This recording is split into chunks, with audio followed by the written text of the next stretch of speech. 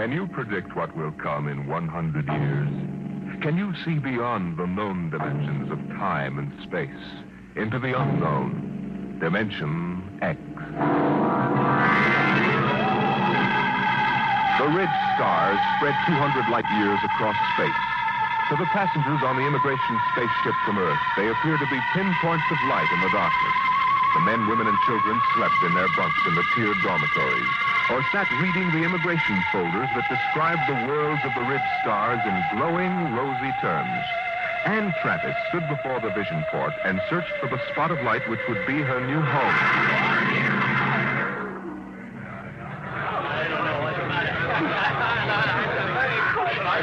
You can't tell which is which, can you? Well, I asked the steward for mine. There it is, you see? That nice, bright little star up in the left-hand corner.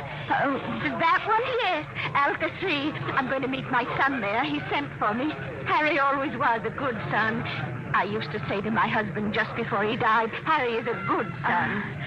I'm going to Dora 3. My sister's there. Oh, isn't that nice? It's a wonderful thing for a young girl like you to start life way out here. I used to tell Harry's father that if he had any spunk, he'd be out on the ridge stars making a fortune. He was assistant buyer at Bloomingdale's kitchenware. I see. Maybe if I asked the purser, he could point out Dora 3. Oh, well, you go ahead, dear. You've paid your fare like everybody else. What did you say your name was? Anne Travis. Well, I'm Lottie Elders, Mrs. Harold E. Elders, though, of course, I don't use Harold's name now. Are you all alone? Yes, my folks died last year. That's why I'm coming out to live with my sister. Oh, why, you poor child, traveling halfway across space with nobody to talk to. Attention. Attention all passengers. There it is. I just know it. You are now within the Ridge Star Quadrant. The trip is almost over. Captain Braxton wishes me to inform you that a vote will shortly be taken to determine on which planet of which sun every passenger of this ship will be landed. What is he talking The about? majority will decide, and all must abide by the decision. I don't understand. What did he say about a vote? I don't believe it. He said everybody had to go to the same planet, didn't he? But Harry's on Alka 3. Look here, Mrs. Elders, they can't get away with this. They can't just set us down anywhere. I've got to meet my sister, but what can we do? I don't know, but I'm going to find out. I'm going to see the captain right now.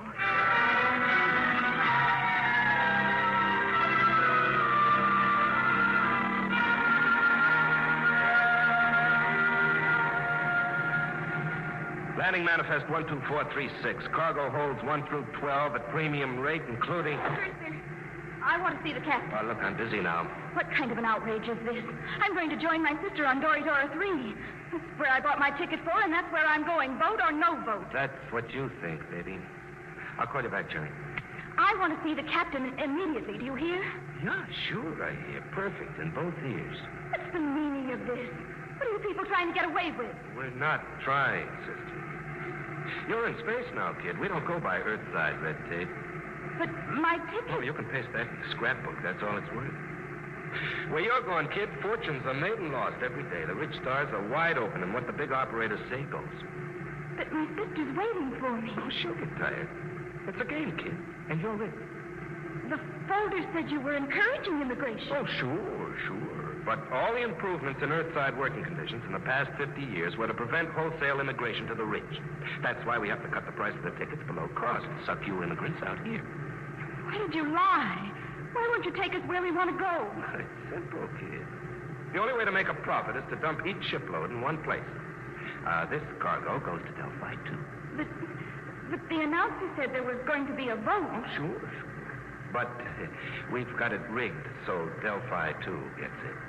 Simple, isn't it? But you can't. Oh, it's not so bad, Delphi. It's okay. Real balmy. Great world. Especially for a kid like you. But how would I get to my sister? She's expecting me on Dora 3. Can I take another ship? Not where you're going. What do you mean? Look, baby. Space travel is an Earthside monopoly. They own the patents on the rocket power that makes space travel possible. Now, the rich government offered a prize for a new kind of power that wouldn't infringe on Earth rocket patents. But until that drive is developed, you just won't get off, Delphi 2. can't travel to another planet? That's right. There isn't any public transport, and only a millionaire could afford a private jet. You mean I'm just stuck? Mm-hmm. Like a fly on flypaper. Hey, where you going? Back to my bunk. I want to lie down. Wait a minute. I'm afraid you can't leave here till that boat is taken. Why not? Well, I'm a kindly type, friendly fella. I always give a straight story to anybody, but that means I've got to keep them under wraps. So, you'll stay right here till we land on Delphi 2.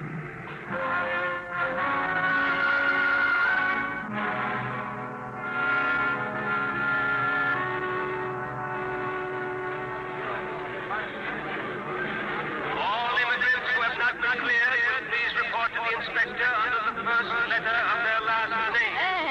Anne, where have you been, child? I looked all over for you. They kept me in the prince's cabin. Mrs. Elders, what shall we do? I'm sure I don't know. Harry, he's my son, you know. He'll be just friendly. I know. Attention. Any immigrants not cleared or in the proper line in 10 minutes will be indefinitely detained. Oh, dear, I haven't been cleared yet. Oh, well, you'd better go then. I'll wait for you right here. Oh, be sure you do, dear. I'm so frightened. Oh, which way do I go? Oh, the E sign is over there, see? Oh, I don't have my distance glasses. You will wait for me, dear? Yes, right here. Go along now. All right, you. Come on. Who are you? Never mind. Come on. Grab her, Al. Come on. Let go of me. What's the idea? Let go. Get her. Who are you? Let go. Let go. We can't take any chances, Al. Put her out, right?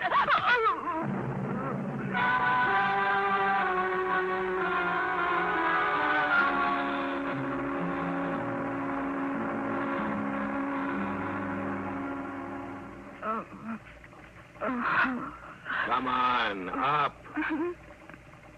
What happened? Come on, sit up. What? Who are you? Your face. That's a motor-driven face dissolver mask. I've read about them. I've never seen one. Who are you? That's why I'm wearing a mask, because I don't want you to know. But there must be... Look, lady, quit babbling. I hauled you in because you're pretty and intelligent-looking. But why? You're going to make 1,000 Stellas for yourself, whether you like it or not. Now stop looking like a scared rabbit. You can't do this. I'll call the police. The police? What do you know about the Red Star government? Nothing. Obviously. Around here, things are different. Now, listen. You go to the New Sol Hotel. As soon as you're registered, you go to the Fair Play Employment Agency. They'll take care of you. Now, take this. It's a tape reel. Play it back in your room. It'll tell you what to do. After it's played once, it'll destroy itself. Is that clear? I don't understand this at all. Have you ever heard of the 7-day poison? I don't think so. Well, it's an interesting device. It feeds on the blood.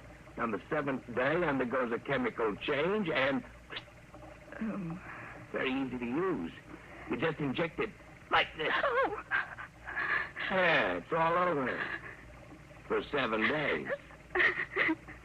The beauty of this poison is it can be made to look like a lock pattern in many thousands of small variations. But the only antidote must be some of the original poison at its base. And I have that. Ah, don't get hysterical. I'll keep the antidote here. You can get it after you've done what I want. But I don't know where I am. I don't know who you are. What if something happens to you? That's your problem. But remember, the police can't help you. I have the antidote to the poison. All right, I'm through with her. Take her out and drop her at the hotel.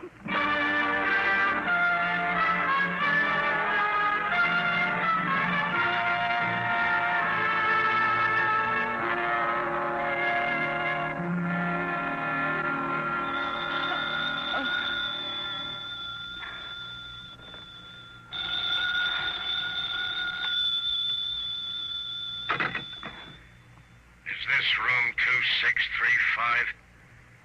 Yes? And Travis, Yes? Who is this? play that tape reel and get started. We'll be watching you. Hello? Hello? Hotel New Sol desk. Can I help you? I was cut off. Someone was speaking to me. I'm sorry, there was no incoming call on your line. Can I help you? No, never mind. I'd better play that tape. Guess you push this button. You will find in your purse a full cigarette case. Half of the cigarettes are doped. Tomorrow, you will be hired as private secretary to Arthur Blord. When you're alone with him, you will give him one of the cigarettes. The case ejects 2 at a time. The outer one is doped. When he's unconscious, push the brown knob on the case. That will call my men, and they will come for you. You must come with them if you wish the antidote to the poison. After that, you'll be transported to any Ridge Star you wish. As soon as you've played this reel, go to the Fair Play Employment Agency. There's no time to waste. Tomorrow, the 7-day poison will have only 6 days to go. Now that the reel is finished, it will destroy itself. Why do they have to pick me? Oh, for real. Come on, Travis. You've got 7 days.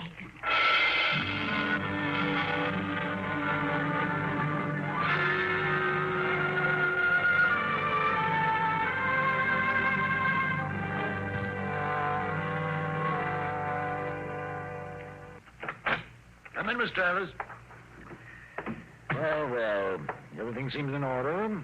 I must verify one thing. Yes, Miss Margerson? You did arrive just yesterday on that immigrant ship from Earth. Oh, yes, sir. And this is your first job, not only on Delphi, but on any planet other than Earth.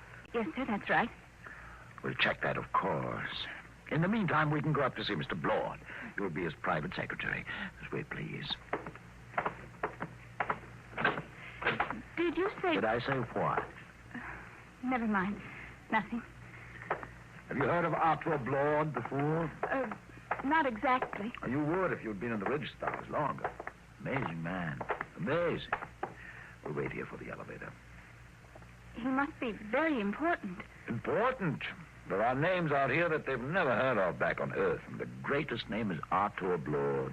Really? In less than 10 years, he's made himself an astronomical fortune. Astronomical. Here we are, after you. Penthouse. What's he like? You'll see. Very dynamic, sharp. He outsmarts the big shots, the planetary operators. They exploit whole worlds. He exploits them. They hate him, the Ridge Star operators. Well, here we are. Come along, Miss Travis. Mr. Blord is waiting for you.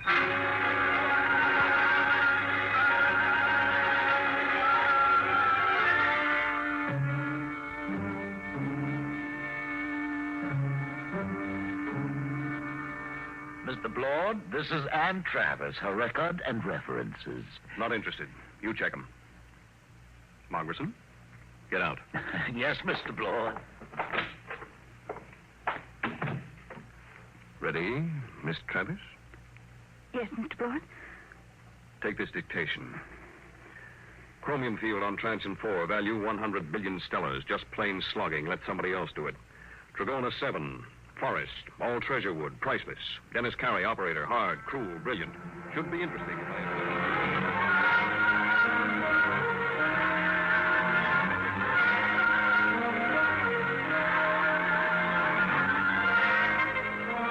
All right, Miss Travis. You're new to Delphi, too, aren't you? Yes, Mr. Blord. I like new cities, new planets. They're soulless. They have no culture, no institutions with hardening of the arteries. Yes, sir. Now, I came out here as a wiper in an Earthside liner and jumped ship at Transion 4. That was 10 years ago. You couldn't do that on an old world. Earthside, they developed the science. Out here, we use it. The great developments today aren't in science. You don't believe that, do you? I'm not sure, sir. Will there be any more dictation, Mr. Blord? No, that's all. Don't leave yet. Mind if I smoke? No. Like a cigarette? Sir? I asked if you'd like a cigarette. Oh, thank you, but I have my own. Oh? Earth cigarettes? Would you mind letting me have one? They're very rare out here. Of course. That's an interesting case. Ejects 2 at a time. Here, Mr. Blord, take one. Yes, thank you. Haven't smoked one of these in years. Light, Miss Travis? Thank you. Drop the lighter under the desk. I'll get it. Sit back in your chair. Should be down here.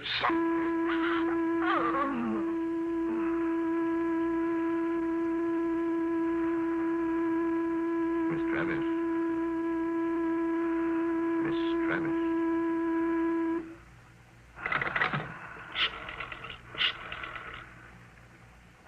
Hello, Dr. Gregg. Lord. I've got a girl here I want you to examine. No, she's out cold. Nope. Had her sitting in that wired chair, and I just threw the switch. There was something phony about her from the beginning. The pickup needle from her chair was jumping like a kangaroo, and when I mentioned cigarettes, it practically blew a fuse. That's what I want to find out. Why she should be carrying doped cigarettes. I want her examined. The full hypnotism treatment if necessary. I want to find out who sent her. I want to know who's gunning for me.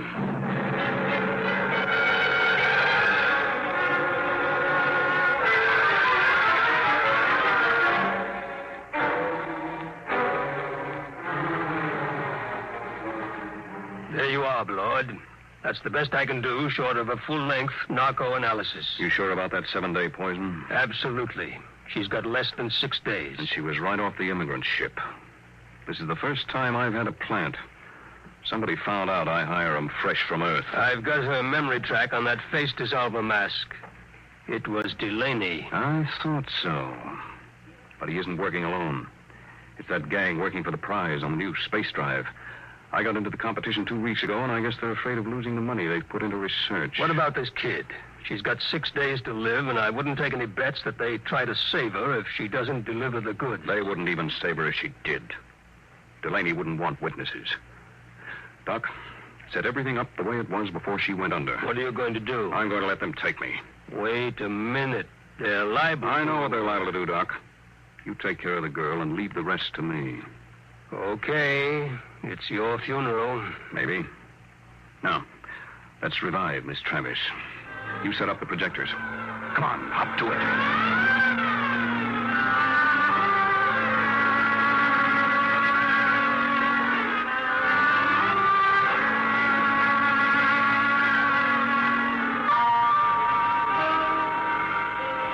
All set now.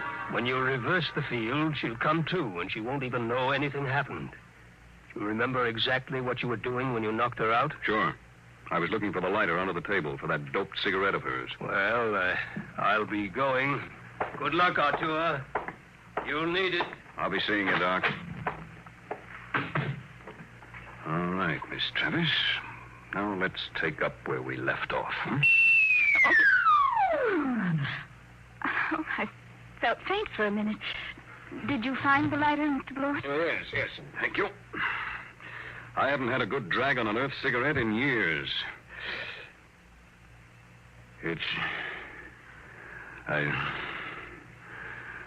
Stronger than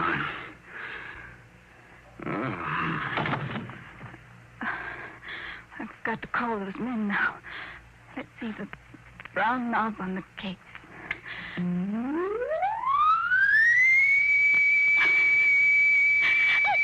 I didn't want to hurt him, but what can I do? What can I do?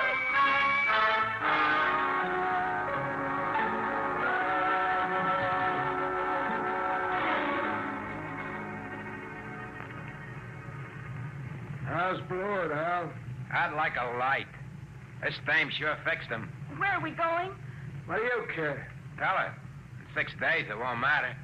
The boss give orders. What's the difference? These two are dead ducks.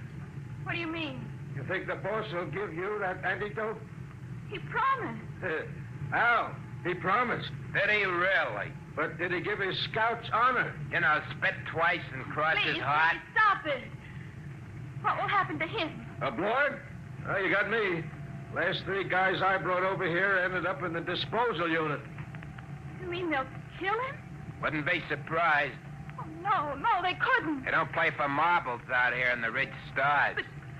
But the police. It's just like Earthside, sister. Police take their cut and arrest a couple of bindle stiffs every night to make it look good. Lord was playing around with some pretty big men. He knew what he was getting into. Oh, I didn't think they'd kill him. I don't know anything about the Ridge Stars. Oh, that's tough, lady. Real tough. As the beam. We're hit. All right, fasten your straps. I'm taking her down.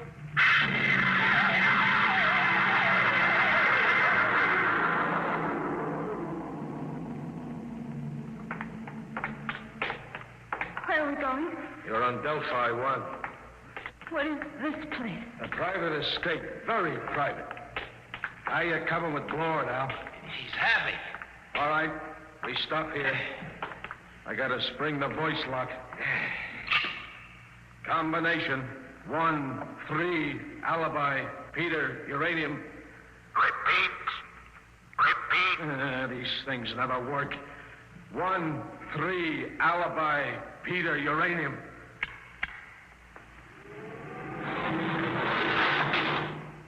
All right, drag him in now. Where do you want him, boss? Clamp him in the chair. Give me a hand, will you? Yeah. All right. Get his feet straight. Now throw the clamps. Inject the key stimulant. Right, boss. Tear off his sleeve, Al. All set, boss. Do we have to keep on the masks? I got a cold. No, I think we can do without them. Shut off the power. There we are. He's coming, too.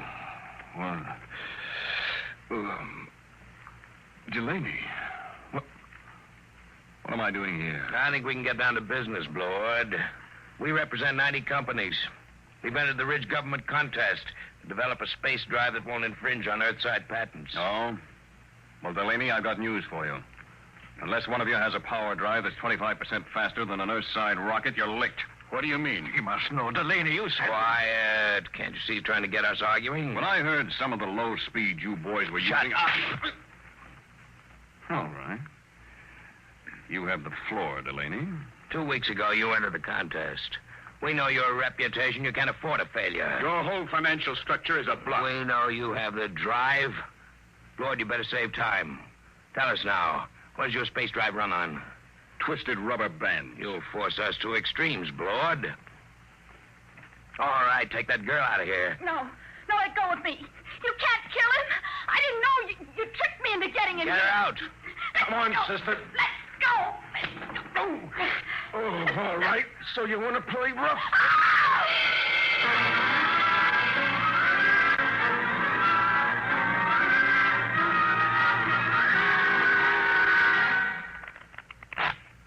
Okay, that's 23 you owe me. Your deal. Cut. I trust your deal. Oh. Oh, she's coming too, huh? That's nice. Deal from the top. Did they kill him? Who knows? You want the top card? No. Neither do I. Where is he? In there. They'll let him go, won't they? They've got to. I didn't realize they'd kill him. Well, thank you. Just the card I wanted. A pleasure, I'm sure. Look, you've got to tell me. Are they going to kill Mr. Blord? Look, lady. A, you are interrupting a very important card game. B, you're better off if they do kill Blord. Let's face it, kiddo. You crimped him good. Crimped him? You think he's going to like you for doping him and getting him into this mess? Blord's a tough guy. When he first come out to the ridge, he killed 3 men in a mining camp over on Trancher when they double-crossed him. Sure, if he ever gets out of this, I wouldn't bet a lead slug on your life. I'll go with 10. Please. Tough luck, Sonny. I got 3. And double for spades. Yep, if Blord gets loose, I wouldn't want to be in your place. But I didn't understand.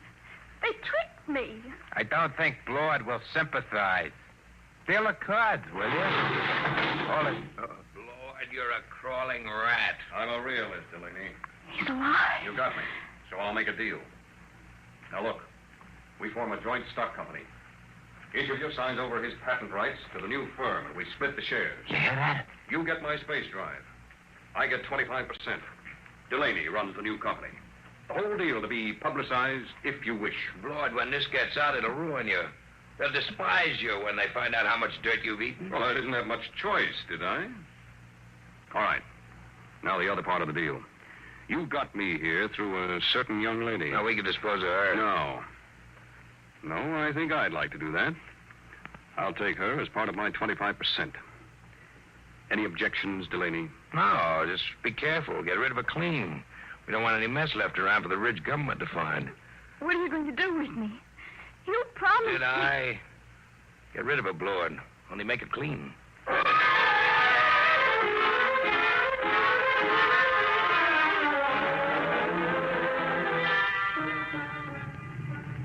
You can loosen your strap now.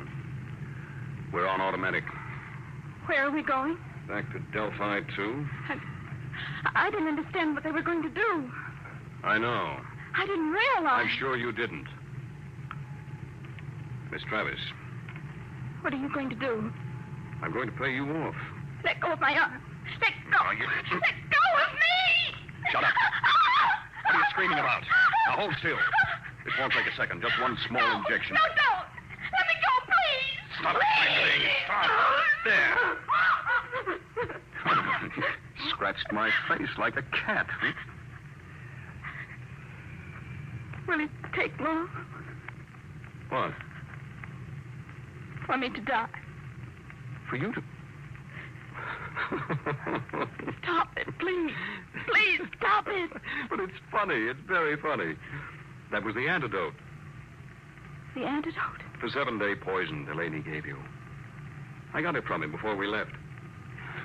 Young lady, I knocked you out in my office and had your mind examined. I knew just what you had done. I came here because I wanted to. Oh. You mean you're not angry with me? Certainly not. Besides, everything turned out my way. Your way? But they forced you to give them the drive. You signed away the right. I'm a percentage man. Let them do the operating. Besides, it was their drive in the first place. Their drive? Yes, it's simple. I knew that after the contest, there'd be a merger of research, so I merged it before instead. Wait till they discover they signed away their own patent rights. I don't think they'll feel like laughing then. But to give Delaney control of the new company. But don't you see, I had to get him to go along. He had the antidote to your poison. What about me now? Look at the vision port. Now turn up the scale. Oh. That's the ridge. You can have your pick. Name your world, and I'll take you there. You said your sister was on Doridora 3. Yes, but But what? I wonder if the opportunities for advancement aren't greater on your planet, Mr. Blower. You know, Miss Travis, I wouldn't be a bit surprised if they were.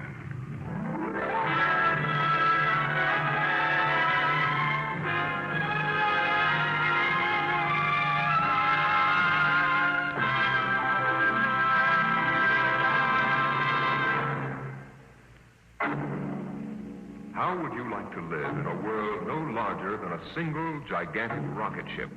You'll find out more about it next week on... Dimension Today, Dimension X is transcribed Competition, adapted for radio by Ernest Kenoy from a story by E.M. Hull. Featured in the cast were Elaine Rost as Anne and Les Tremaine as Arthur Blord. Your host was Norman Rose. Music by Bert Berman, engineer Bill Chambers. Dimension X is produced by William Welch and directed by Edward King.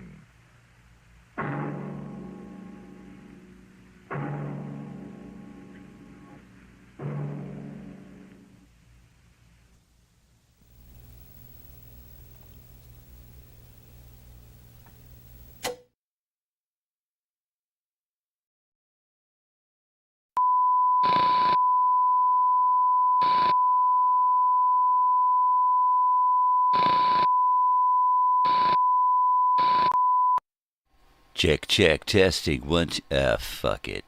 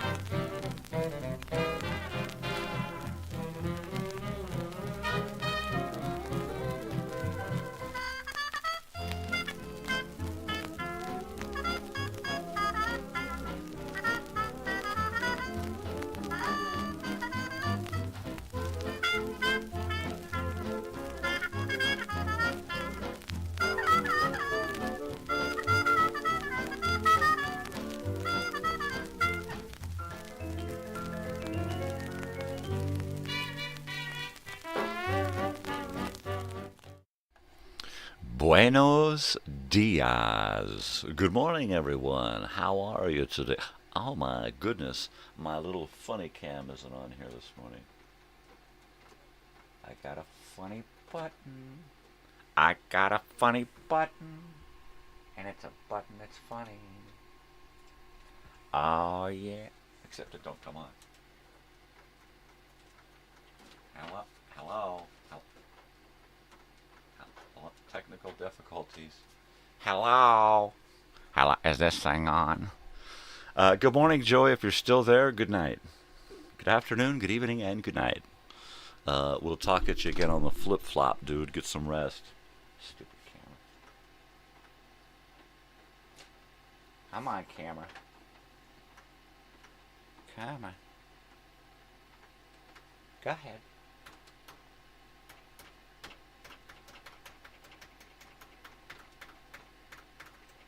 It's one of those old broken TVs that I found, and it works most of the time. I'll take my headphones off. That'll help. That'll do it.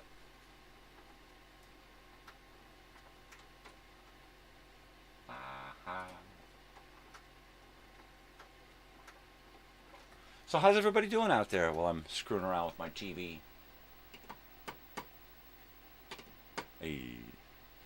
Hey, there she is. There it is. There's the old washed out TV there. It's not washed out. It's just too bright. There we go. And there you have it. There it is. How you doing? What's going on, people? So I'm drinking tea this morning. This is my second morning on tea. Funny thing, I woke up at about 3 in the morning night before last, and just got up to take a leak, and then just couldn't get back to sleep. Just felt like crap. Just kind of felt uncomfortable and bummed out. Realized it was my stomach that was harassing me. So after laying around forever, I finally just thought, fuck it, and I got up. And I made coffee, but then by the time the coffee was done, my stomach felt even worse. So I made tea, and I had tea yesterday, and I felt better within an hour of having tea. This morning, I just went straight to tea. I didn't even bother making coffee. It's okay. It's all right. It's okay. It's all right. It's all right. It's okay. Don't worry about it. It's Monday Movie Memories. Movie Memory Mondays. Monday, movie, memory. Try to say that 10 times fast, you bastards. Yeah, I guess I should probably eat a little something here. Actually, first I'm going to go... No. I guess it's pointless now that I've already started it. I'm just going to have to eat it. And the dog's standing around me, harassing me. Now, go lay down. Go lay down. You don't need none of this. If you get it, you get it. If you don't, you don't. Don't worry so much about it. Don't worry yourself so much about it, there, George. There, George. How you doing there, George? Any Georges out there? Good morning, George. Tell me about the Wabbits, George. Tell me about the Wabbits.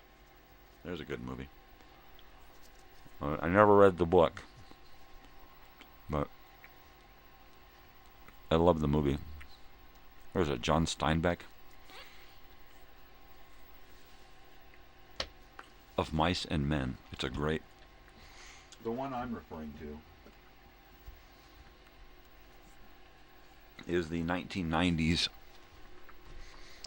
version of Mice and Men, starring Gary Sinise and John Malkovich. John Malkovich as Lenny, the big oafish dude who likes wabbits. And hi there. I got a special guest here. And then, of course, Gary Sinise as George. who used to tell Lenny about the rabbits. Great movie. No, go on. Go ahead. If you get it, you get it. If not, you don't get nothing. Mm-hmm.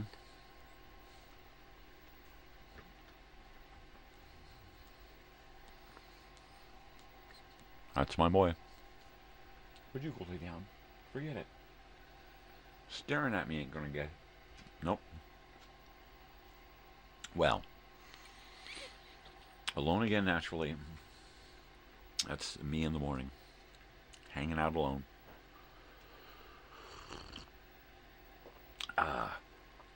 I watched, I don't know, several movies over the weekend. I watched some of the movies I watched. Most of the movies I watched, I just kind of listened to. I spent the weekend doing Christmas programming. In fact, let me go ahead and mark this off here.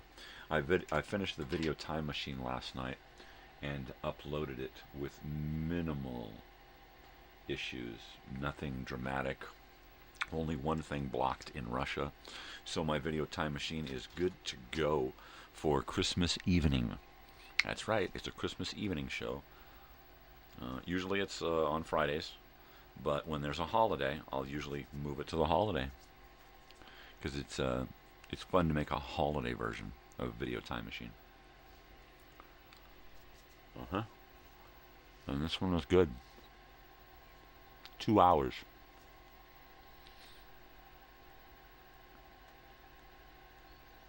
Mm-hmm.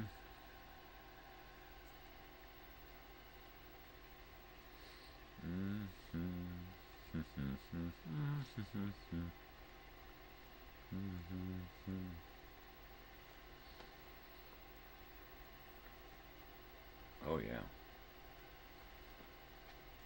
You want to get in? Is that what you want? He likes to get covered up. Go into his little bedroom and go nighty-night. He's not a food hound, so he don't care if I'm eating. He knows if he's gonna get it, he's gonna get it. If not, he ain't worried about it.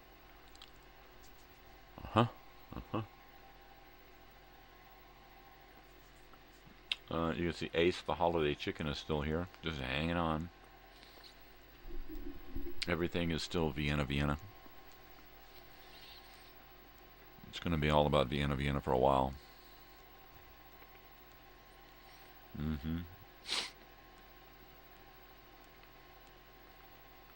Now, let me know out there if anybody's listened to Vienna, Vienna through the links that I've posted.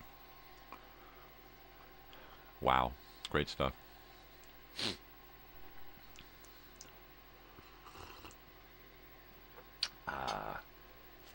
So of course that's why I'm wearing the Vienna, Vienna shirt.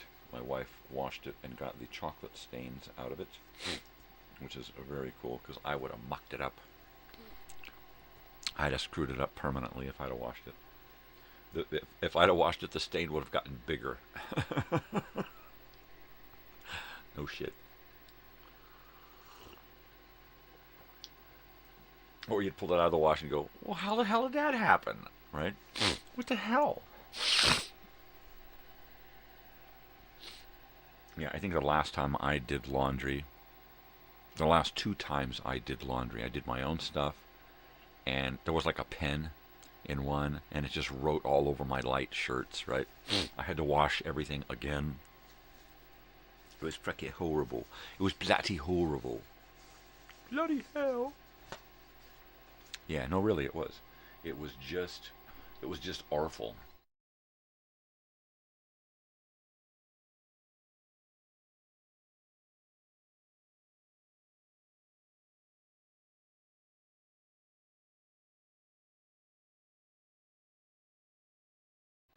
You're like, where the hell did he go? He just, all of a sudden, he just vanished.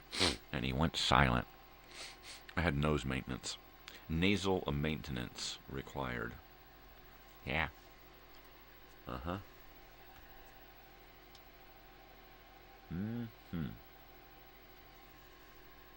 Mm-hmm.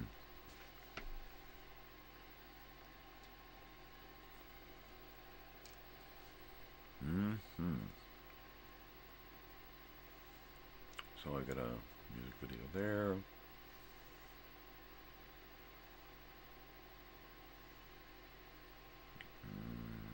Mm-hmm. An EF there.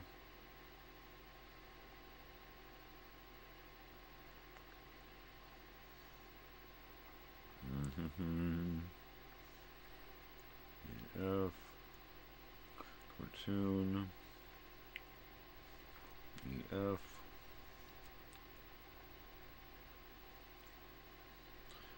EF.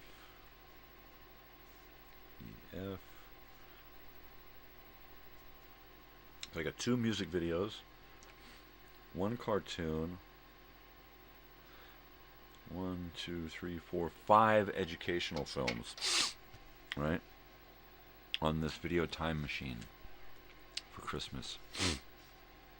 There is a very special, very, very special video on here. It is called Our Totem is the Raven. And it is an educational film, twice as long as any that I usually put on the show. It's a 20-minute film. And I put it on here because the actor in Our Totem is the Raven is one of my favorite Native American actors of all time. And I wanted this to be a part of the Christmas show.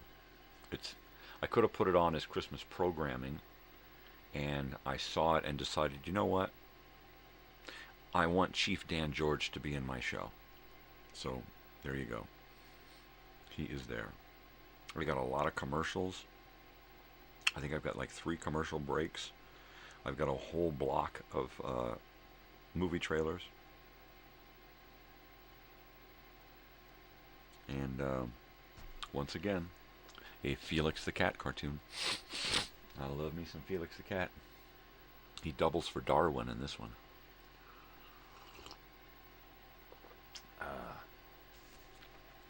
Yeah. Oh yeah. Mm-hmm. And there it is.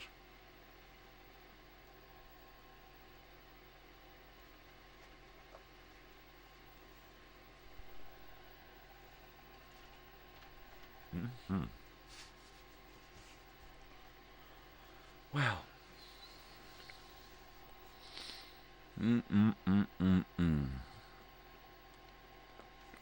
So, of course, yesterday my stomach was just horrendously horrible. I got up and I drank tea for an hour or 2 hours. And then I just laid on the couch and watched some TV. Watched some stupid movie. Of course, it was a Roger Corman film, which didn't make it stupid, but it was a stupid movie. He wrote and directed it, so I guess it was his fault. It was really, really cheesy, but you could totally tell it was made for the drive-in. It was just made for kids to neck and make out, and it really didn't have a strong plot. It had shitty actors.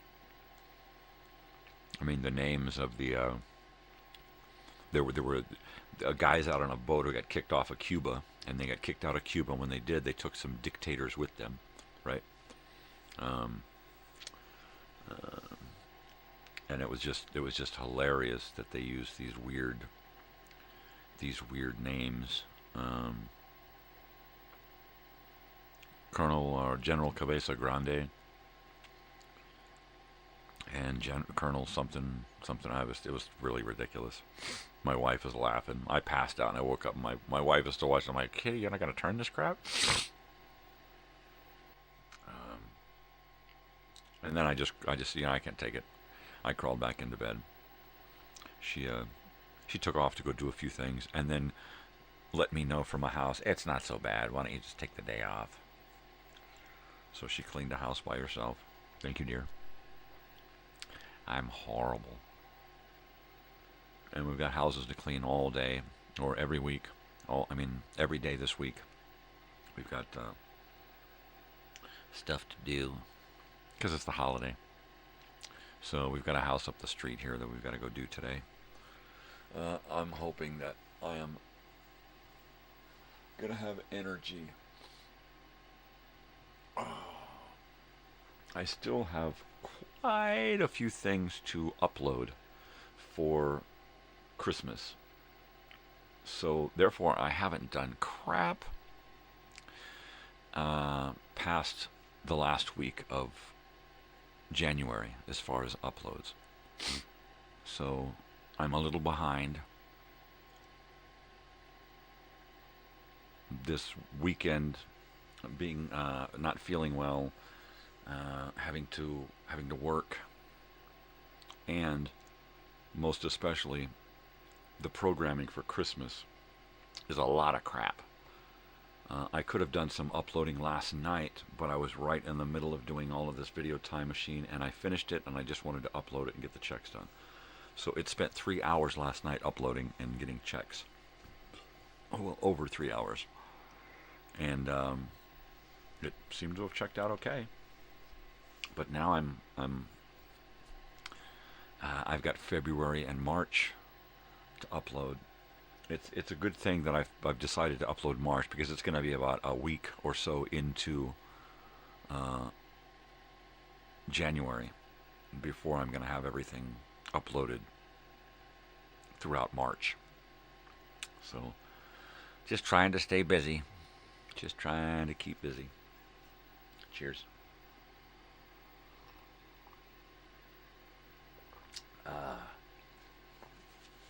Yeah.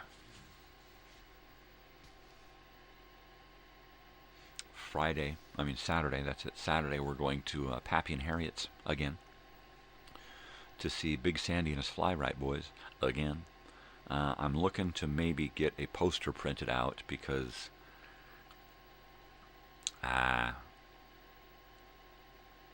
they never have any merchandise there, and I want a poster, because if I have a poster, then I can get them to sign it, right?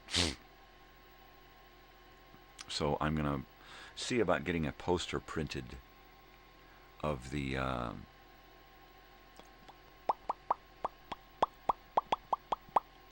of the poster. I'm gonna get a poster printed out, because they put them on the all the time on social media, but they don't always sell them printed out. So figuring that they're probably not going to have merchandise again, I was thinking about taking my photo to get signed and getting a thing to get print, because I'd really love to have one. And they really look old school, so I'm gonna do that.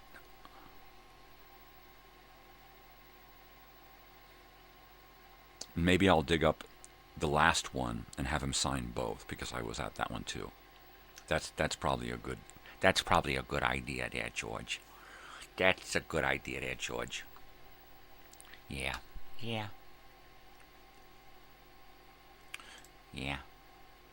Okay, let's see. How can we do this? We're going to go there.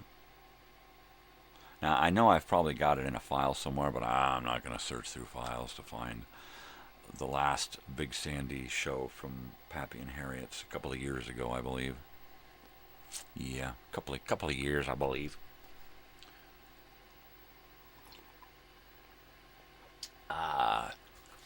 Vienna. Totally, man.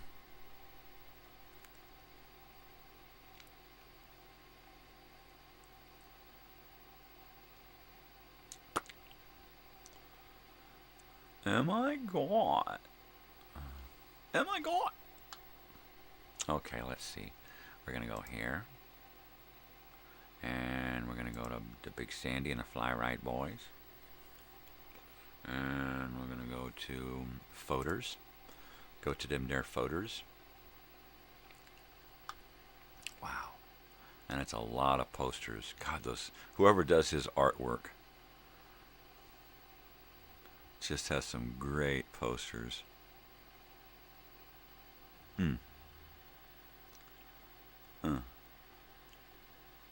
Oh, is that it? 12:30, that's it.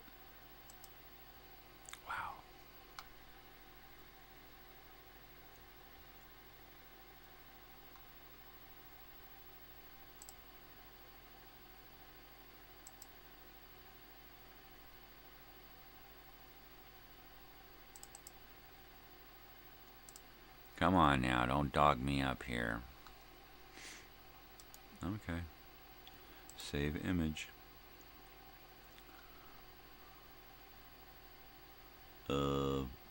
Desktop. Yes. I think we're going to put this in the morning.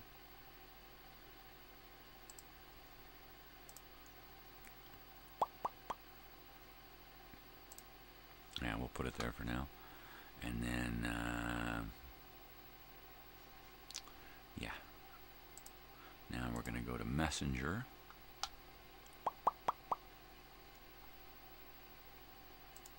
Go to myself. I'm going to send myself a message. Abso-friggin-lutely.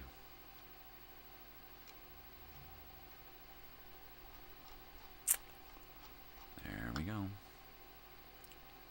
A photograph. Attach a file.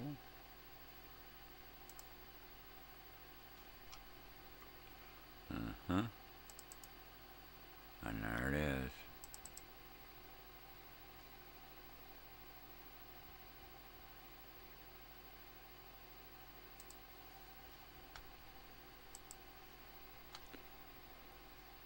Okay.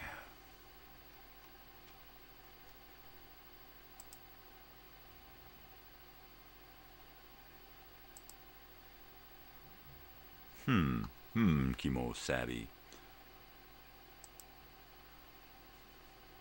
Good King Wences. Yeah, I might as well send this other one here and get it out the way. There, that it. That's it. Alright. Save that one. There we go. And get rid of that. And there we go.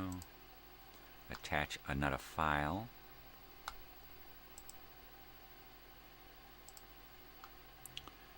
And send that one to me.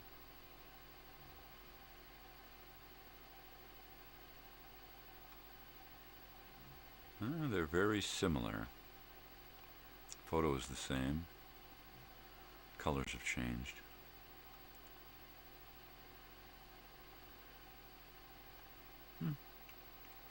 There you go. There you have it. There it is. Right there. Right there in front of you.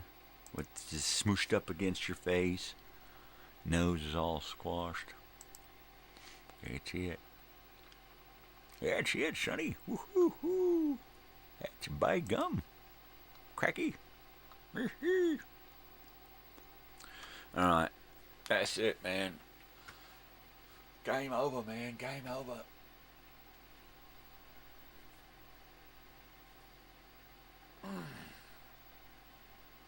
Okay.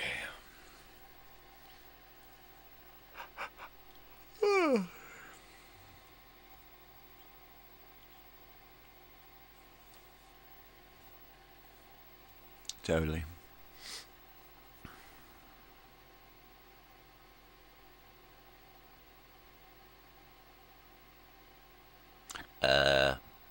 Anyways, what are they, Hans? I'm gonna heat up my tea and probably close the door. I'll be right back. Be right back.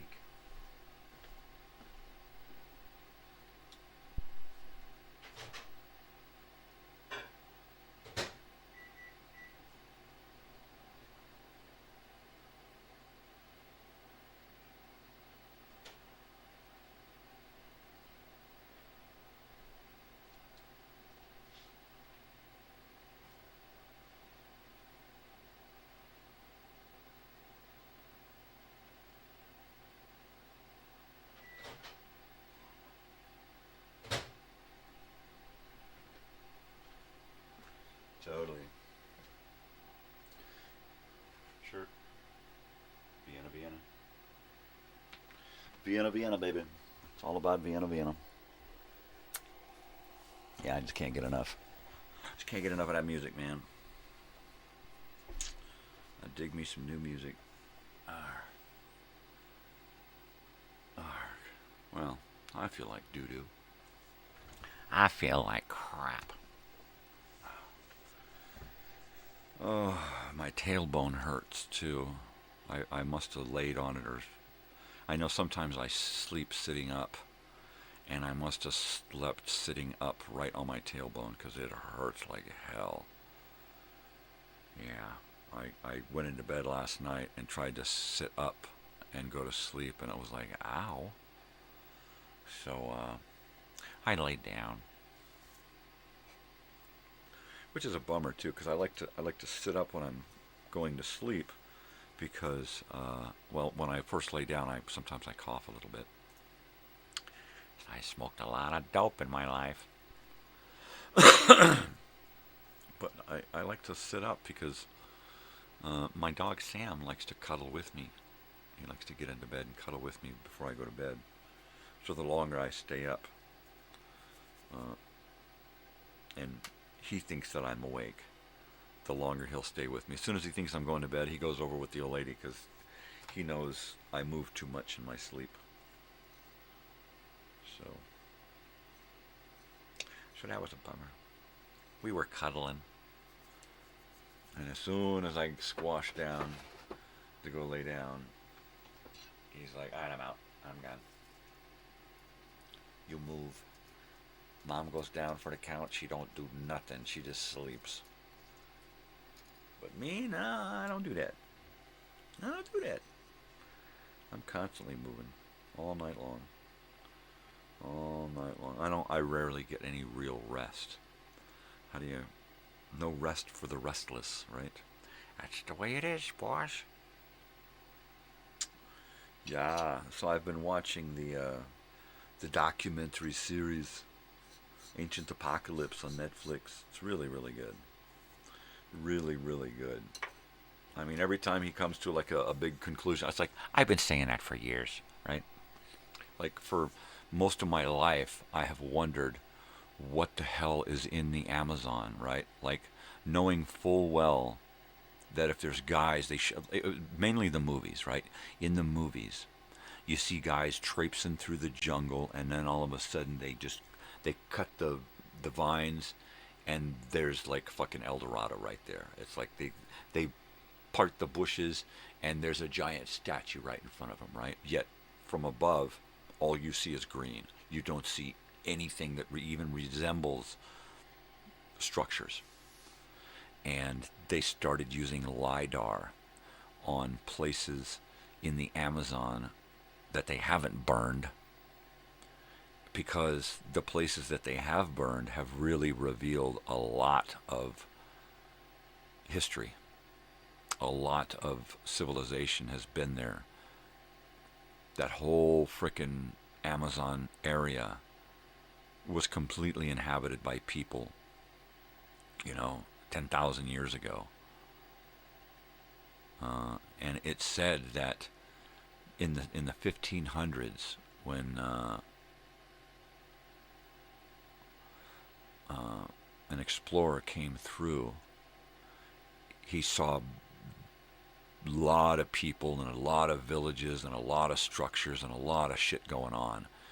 Yet when they came back 100 years later, it was all grown over, right? Like they had just picked up and left. What had more than likely had happened was those people that were there, those millions of people that were there, were pretty much decimated by disease brought by the Europeans. So when they came back 100 years later, they were fucking wiped out. They had just most of them had perished through diseases that they had no natural immunities for. So there you go. Win one for progress, right?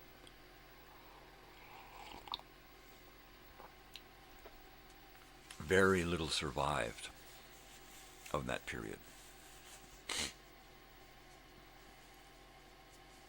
But just the similarities in everything that they found all over the world, it can't just be, well, civilizations just go along the same lines and they just create, and it's like, bullshit. People that were separated geographically by thousands of miles, who couldn't possibly have traveled the oceans back then, all of a sudden they're developing the same technology at the same time that these people over here are developing. I don't see it. I don't see how it's just coincidence. It's natural, my ass. My asthma. Alright, I'm going in to the first bong hit of the day. And, I'm late.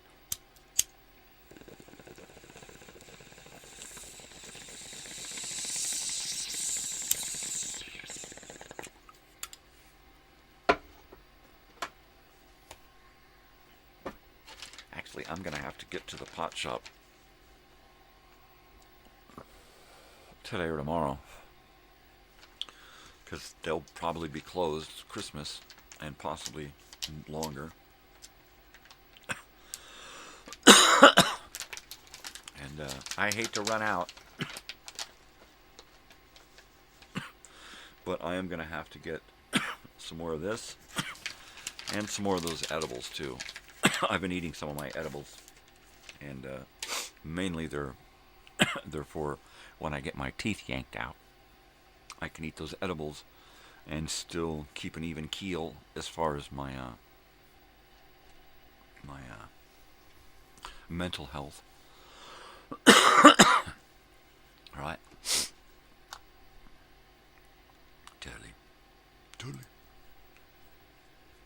So now I just need to save those Big Sandy and the Fly Right Boy posters onto my phone, so I can take my phone with me to Walgreens and get those posters printed out. But I need to go do that like today or something.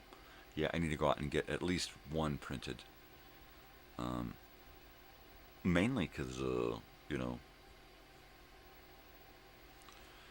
it may take more than a day if I'm on a list. So there you go. 13 by 18, I think, is what they are. I'll have to check with my daughter. Measure some of these that we have lying around, and we need to get my daughter some more frames. And I need some more. I was thinking last night, after I did a post, nice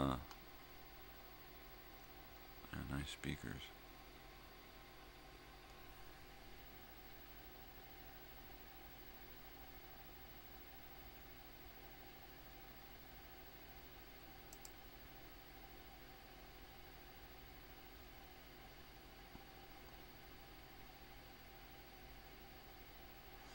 Great photos of somebody with 2 speaker cabinets in the back of their car, and the person looking at these speaker cabinets is showing a lot of respect in their eyes.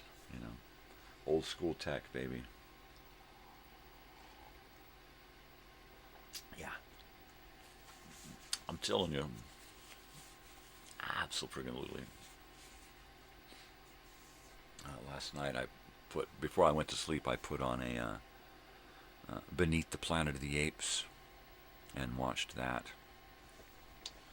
Let's see, what else did I watch? I watched Batman and Robin. No, I'm sorry, Batman. I just watched the original Batman, Michael Keaton, Jack Nicholson. That was a good one. The other day I watched The Three Amigos, right? Martin Short, Steve Martin, Chevy Chase. That was a good one. Yeah. Creature from the Black Lagoon. I watched that one too. Yeah. I watch a lot of movies. Yeah. Vienna. Totally. Toe tapping, Tally McNally. So I'm trying to decide what I'm going to do here this morning.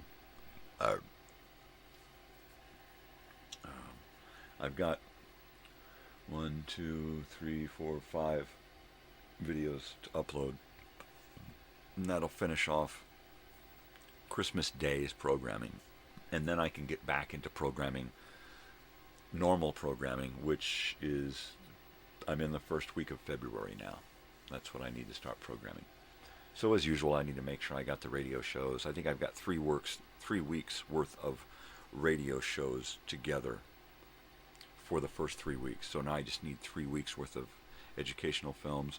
Knock out the rest of that. I think there's maybe 4 or 5 weeks in March. So I need to just keep banging it out for the next week. I am going to be sitting here sucking on my gums and pumping out videos. And I'll probably do, the usual, a morning's worth of videos, and then get into some napping, and then an evening's worth of videos. I won't be going live for a few weeks. So we're just going to have to kind of wait and see. I had to return my temporary dentures because they were too small. So we're waiting for that to happen, and then waiting for the refund to happen so that I can reorder the correct size. Or at least the next size up, and see what happens. So there's that. So I'm kind of bummed that I don't have teeth in front of me when I go to get my teeth pulled out, because that's kind of a psychological thing. And it's going to be what it is, but we're going to get those ordered and get them back here as soon as possible. We're just waiting for the process, and because it's the holidays, it's none too, So, and then you have to assume that a small company may decide they don't want a refund, and they're going to try to make up some bullshit to get out of a refund, which,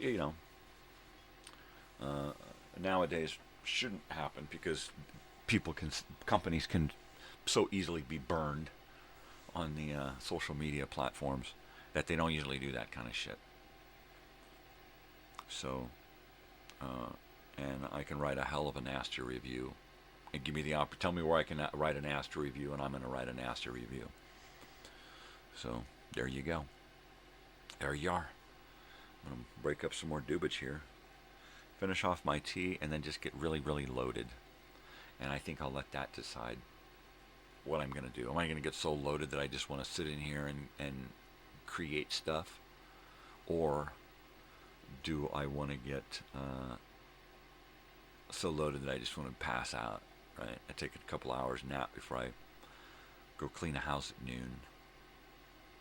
What I think I want to do is make some video time machine shorts. I think that's what I want to do. I want to make a small video time machine short that's about, a couple of minutes long, and it's just a short video that a commercial or something that I would normally have stuck into my video time machine, but I didn't have time. There was just not enough room, and it's only going to work in that episode because it's a themed episode, yada, yada, yada. So I've got a few Christmas things left over, and I think I'm going to take those Christmas things and tie them together into a little mini video time machine short, right? And then post it as a YouTube video, share it as a YouTube video on my social media and other places to kind of get people to go, hey, check it out. This show looks like it might be cool. This is interesting. I wonder what other interesting stuff he's got on there. And the one thing about my video time machines is I don't put in the description what's in the show. No. No, I don't want to do that.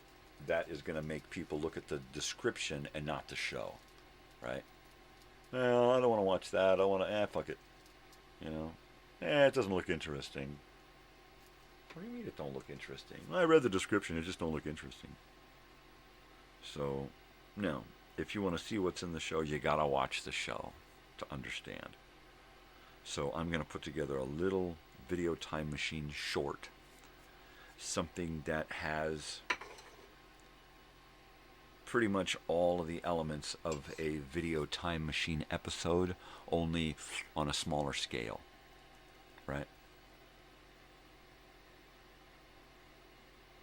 and I think I'm going to put one together for tonight, to let people kind of know what a Video Time Machine episode is all about in a small package, and let them know, hey, the next Video Time Machine episode 15 is happening Wednesday on Christmas. I'm going to get up on Christmas morning and put on my channel, and at 9 a.m. premieres the Kmart Christmas music, and I'm going to put that video on and listen to that Christmas morning from 9 to 11. And then probably go to work, and then come back and then start the playlist, right? And watch everything that's been uploaded for the day so far, and then just keep watching all through the night.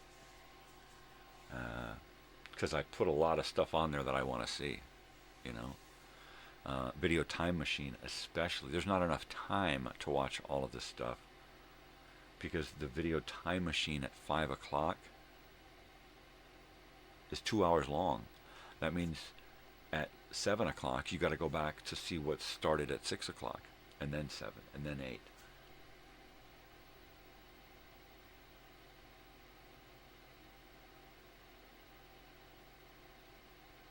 I'm looking at the times of these things, and they've got a lot of time.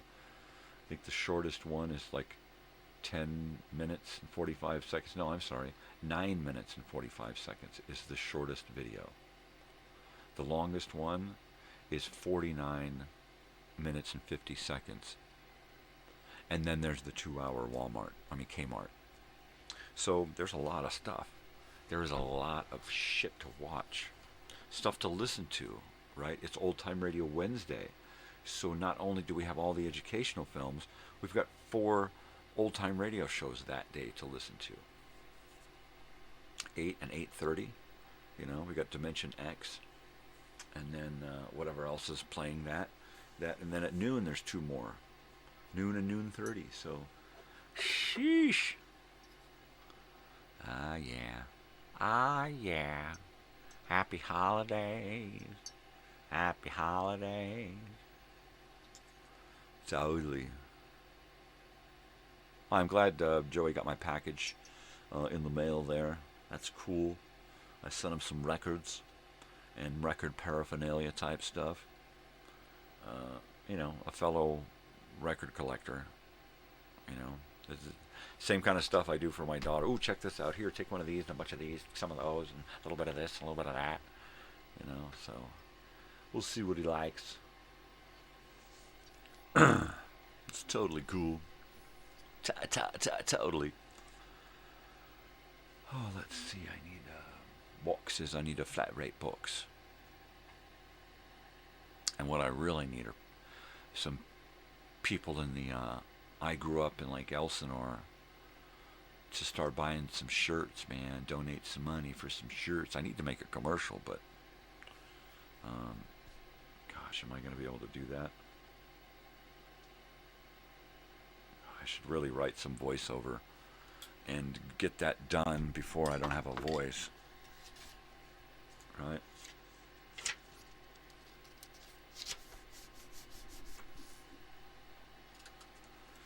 Oh, let's see. Oh, we don't need that. What do we got here?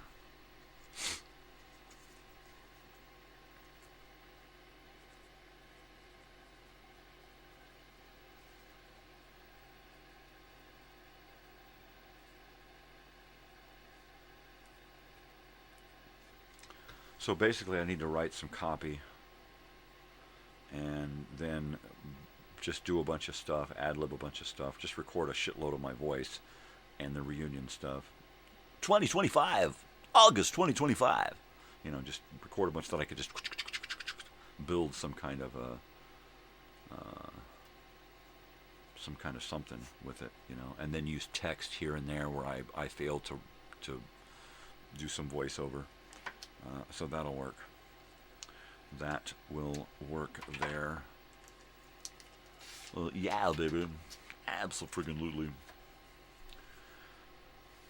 Oh, is my tea still warm? I should heat it up. I'll be right back. I'll be right back.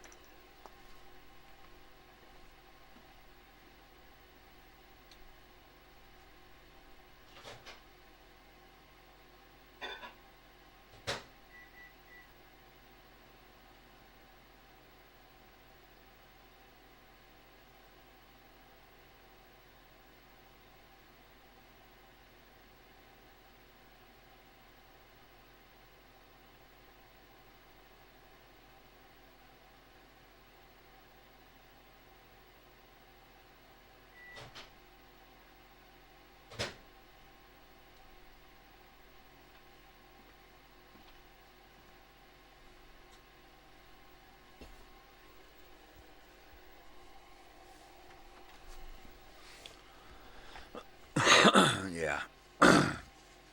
Yeah. Yeah.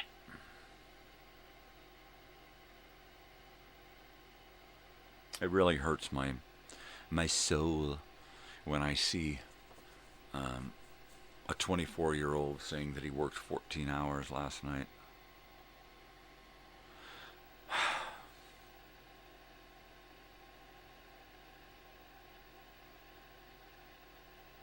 It really does. That's not what it's about, man. You know, it don't matter who you are, where you're at, where you're from, what you're doing. That's not what it's about, right?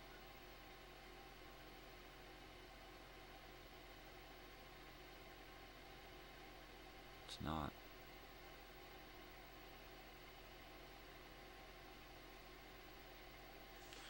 I mean, look what it did to me, right?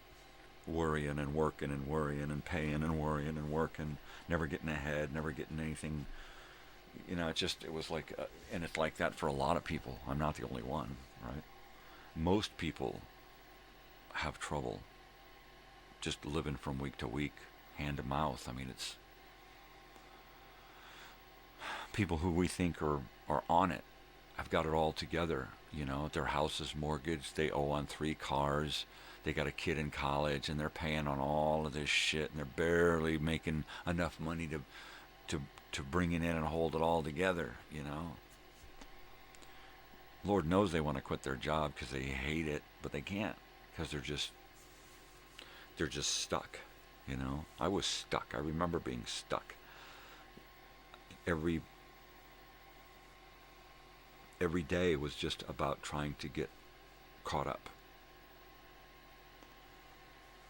Yeah. Every day. And never could. Never could get caught up. And I realized it was a number of things, but most especially it was wanting. It was the things that society tells you to want. And then you want. And then you try to acquire. And there's a lot of wanting right now. There's a lot of people on social media right now being told that they have to want. So much so that you've got groups of wanting teenagers and youths just pummeling into a store and taking it over and just emptying the place and walking out within minutes and taking everything with them. You know, whether they're going to keep it or sell it or whatever, it's still out of want. I want this.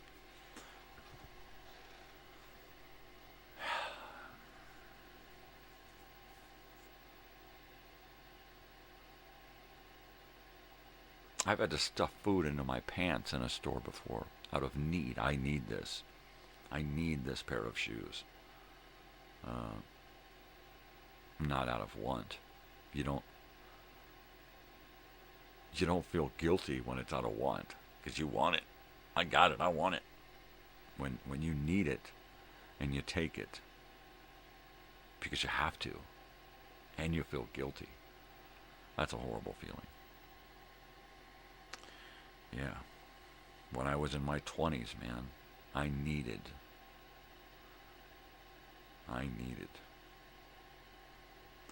You know, the only things that I would want would be like a cigarette or a pipe load. You know, man, I could use a pipe load right now. Wanting? No, I wanted to stay alive. I wanted those things that I needed. I wanted the next meal. I wanted a good place to sleep and warm bed and clean clothes. That's what I wanted. The things that I needed.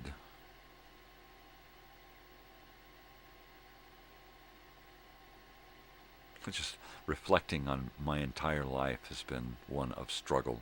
My entire life I have had to struggle with my own emotions. Who the fuck am I? Financially, spiritually. I mean, every ask me a question and I've had to struggle with finding the answer.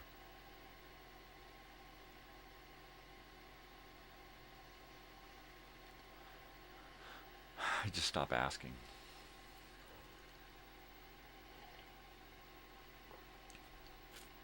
You just finally stop asking. Most people don't even get started with the question. They're so busy trying to stay on top of things, trying to keep those fucking bills paid, try to get all of that shit taken care of. And most of that shit we don't need.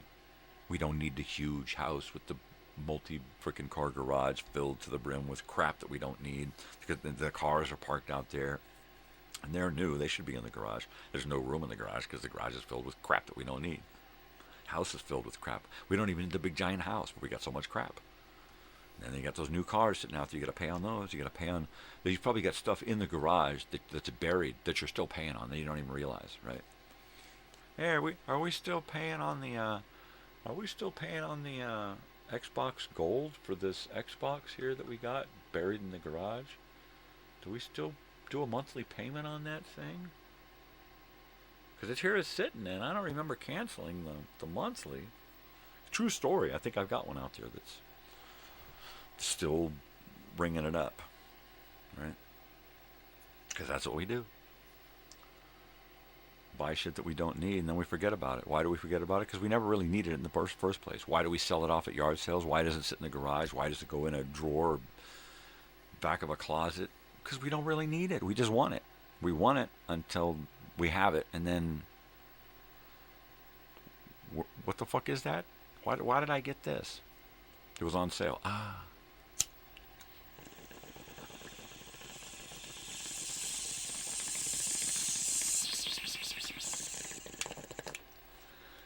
Vienna.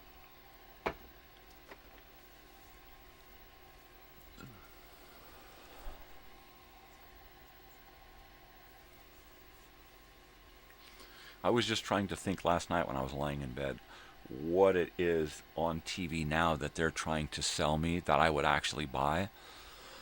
I mean, realistically, I was thinking about it realistically. And I'm thinking about all the things around here in my home that I do buy. And I'm like, well, if it ain't food or drink, then more than likely it's something from the past that I'm going to buy, and they don't offer that on TV. You know, hey, come to the past store and you can buy anything from the past. They don't have that. So I'm not really sold by commercials, right?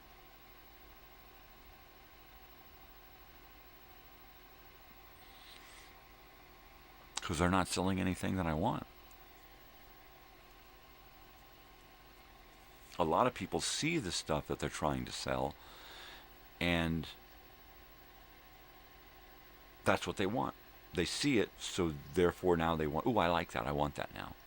And that just goes into that giant list of want, right? I look at something and I'm like, I don't need that crap. That's just going to wind up in the fucking landfill, right? Yeah, basically. What I'd like to do is get one brand new television that isn't one of these crappy,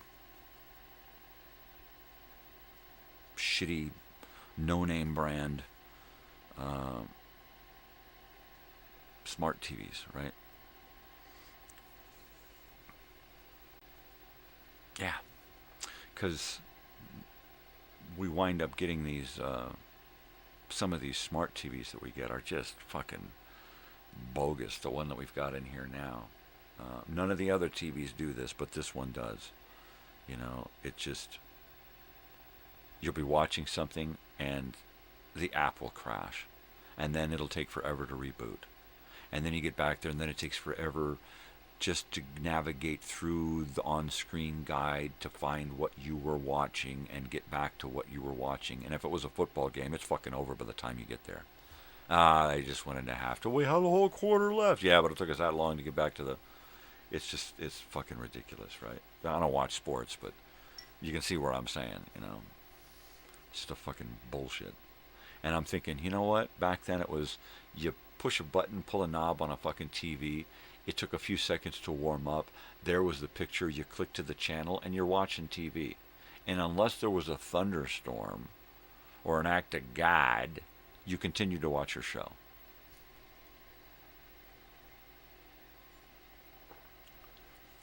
Very rarely did we have issues watching television back then. Back then, I mean back when TV wasn't digital. Back then, before they forced the entire country and perhaps the entire planet to go digital. Why did they force us all to go digital? It's all part of the master plan, people. When everything is digital, it can be easily manipulated, altered, and erased. Right? They learned it with that A Fateful Day in 2001, right? In '01, there was an event that took place where they had to gather and manipulate video footage. And had they the challenge of doing something like that today, it would be no challenge. Because every giant mega supercomputer that they have would be gobbling up, through algorithms, would be gobbling up all of the video and altering it and then flooding it back out there.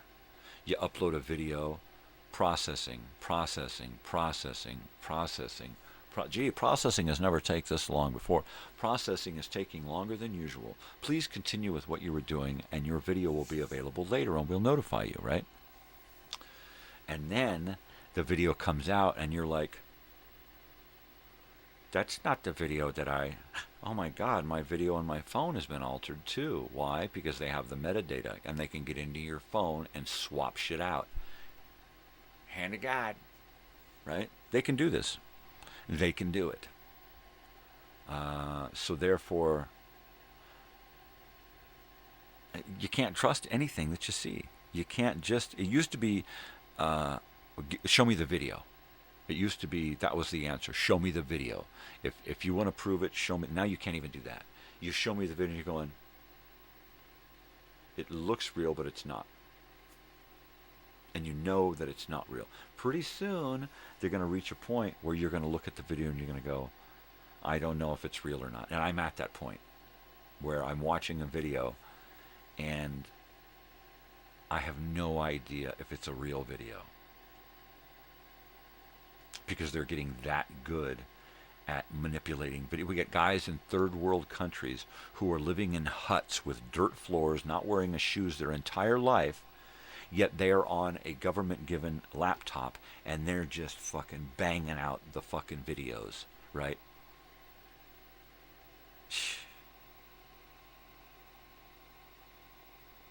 Yeah.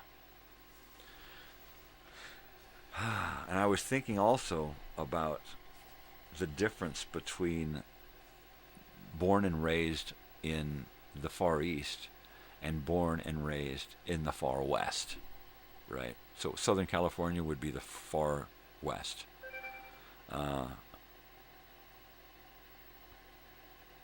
Beijing, China, or something, right? This would be the Far East. And the complete dissimilarities of being raised in one place versus the other, right? You've got religion, you've got politics, government, socioeconomic structure, but also what do you have? You've got education and their education system, and you've got like the buddy-buddy system, right? Where in the United States, from birth to death, humans individually are allowed so much time to themselves, so much time to think and wonder and dream and hope, and it's not like that in China. I'm looking at these videos of kids and adults, and everybody's always with somebody. They're always doing something. They're always together. You've always got somebody next to you to help with whatever it is you're going through, right? And I'm thinking, well, it can't be perfect over there, right? But how unusual that in this country, kids walk out of the house by themselves, get on a school bus by themselves, sit on a school bus alone by themselves, nobody talking to them, right? And can go through the whole day not even really being acknowledged that they exist, right? Isn't that weird? I mean, because I know I was that kid. And what does that do to people mentally when from a young age, right, from a little kid, they're expected to think for themselves, basically. They're expected to grow up alone, essentially, right? That's where I get the phrase that I feel like I developed, you know, we're born alone, we live alone, we die alone, and it's all in the mind, right? And if you have to spend so much time with just your mind, what does that do? We've seen what it does. We've seen a lot of, you know, guys with rifles on the top of buildings picking people off, you know, because they have so much time alone that they think they have the answers, and they don't, right? And of course there are some who are constantly surrounded by people, and you would think could never possibly ever really be alone, yet in their mind they're all alone. They think differently, they feel differently, they act differently in their mind. So therefore we see them as normal people, yet they get into their car and pick up a girl and chuck her in the trunk and bury her body out in the woods somewhere, right? Because what is it? What is it about people? Is there less of that in China? Is there less serial killing in China, right? Is there less mental health issues? You know, I don't know. I'd love to see the data, right?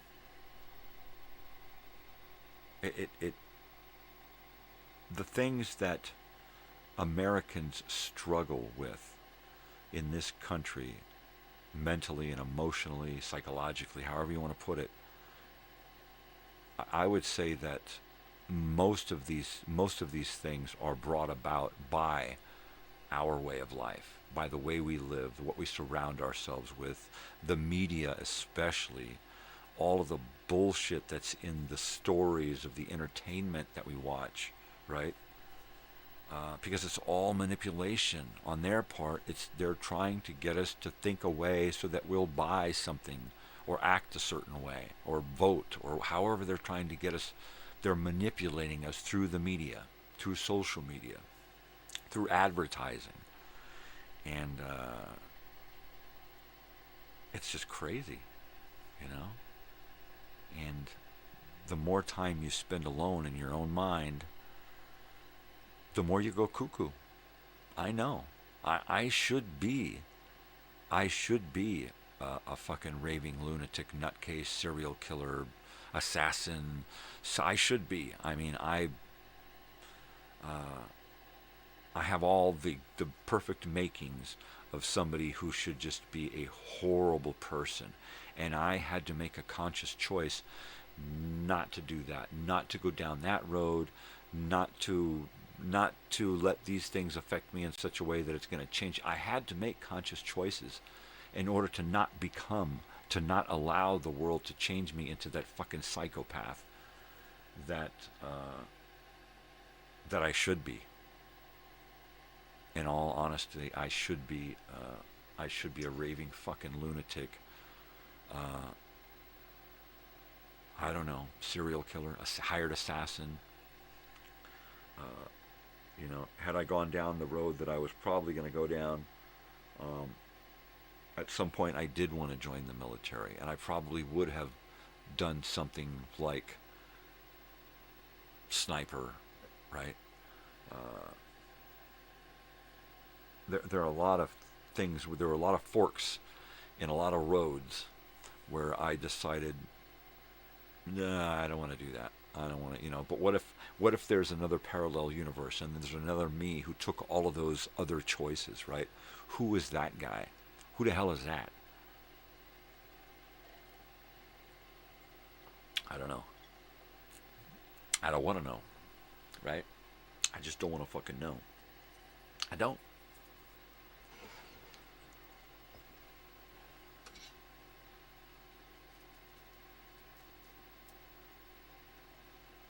Yep.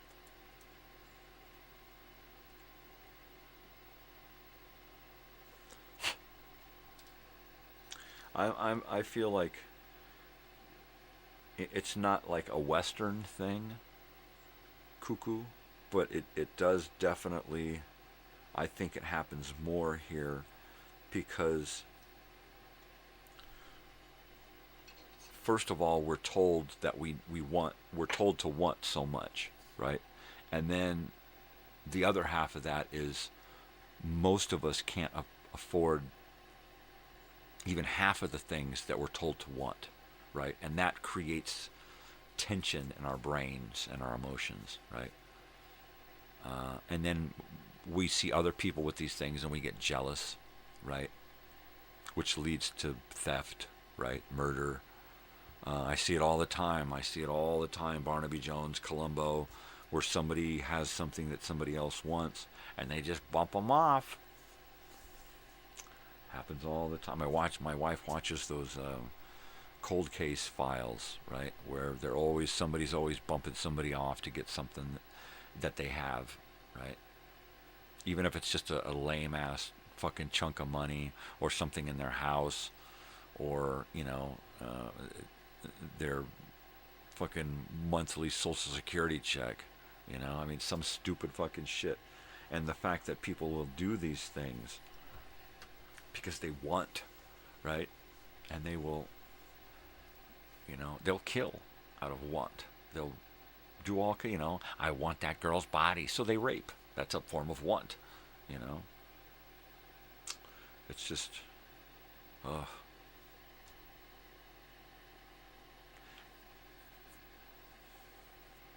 Yeah, I realize that it can't be completely Western, but look at the countries where needs are taken care of and wants aren't dictated beyond their reach, right? I mean, I'm looking at commercials for Japan and China and Australia and Germany, right? And I'm seeing the different commercials back in the 70s and 80s. And in the Asian countries, the commercials are about things that we need. Food. Most of the commercials are about food, right? And clothing. And it doesn't seem beyond your reach, right? If you're in a society where you're educated properly and properly employed, and oh my gosh, especially in countries like this country should follow suit with countries like China, where having 2 children is maximum, right? Anything beyond that is greed. Anything beyond that is taking the food out of somebody else's mouth, right? Which basically is what it is and what it's going to boil down to in the next couple of decades soon, because we're reaching a critical point where we're not going to be able to take care of ourselves any longer. We rely too much on industry and manufacturing, and when people can't eat anymore, they're not going to buy anything else, right? And everything is just going to collapse all at once. Within a few months of food shortages, businesses are going to start to fold up. And within a year of food shortages, we're going to see mass deaths and suicides, and we're going to see huge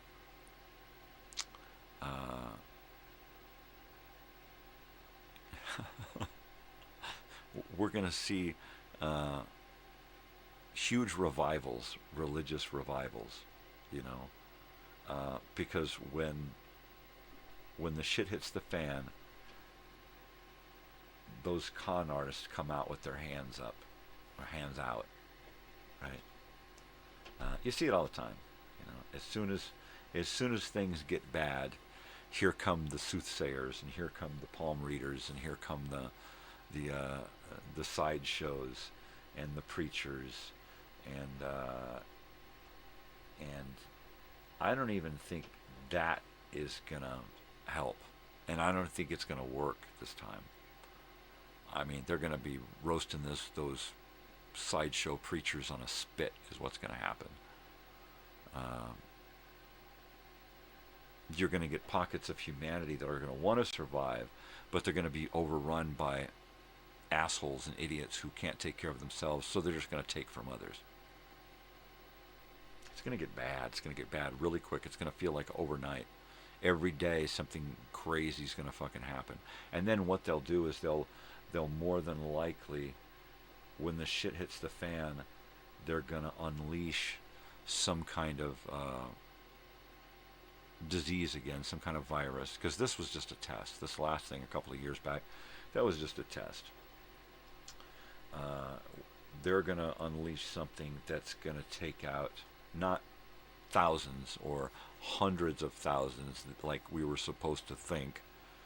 It's actually going to take out millions. It's going to take out huge chunks of population, because we're not going to be able to feed the entire world in about 20 years.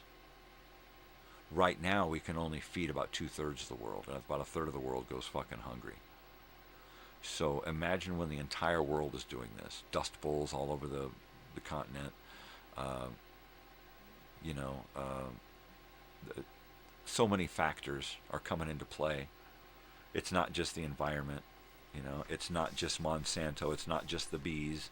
It's not just farming being relegated to other countries, and we're too good to be farmers, so let's send our farm.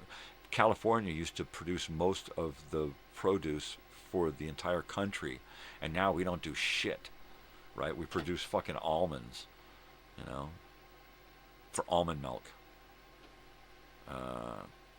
Yeah, we're fucked. We're fucked. Things are going to hit the fucking fan big time. And it's those people hiding up in the mountains that are going to fucking live, because they're used to struggle. They're used to not having anything, That's why when the shit hits the fan every couple of thousand years and we're fucked over, it's those backward people up in the hills that survive and pass on the knowledge. That's why the knowledge we get sometimes is pretty fucking clueless,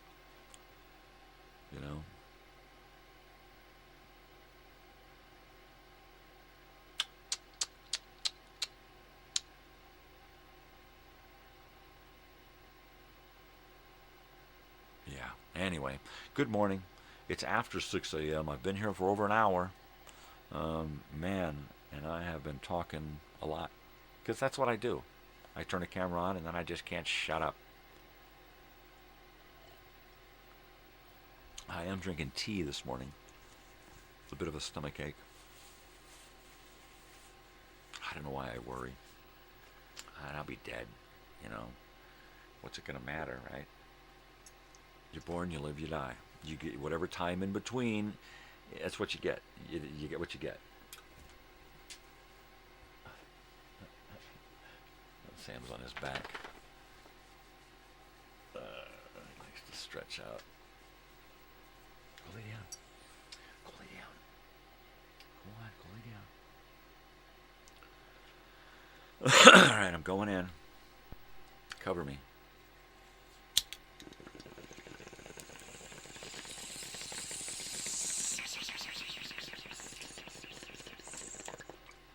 Totally.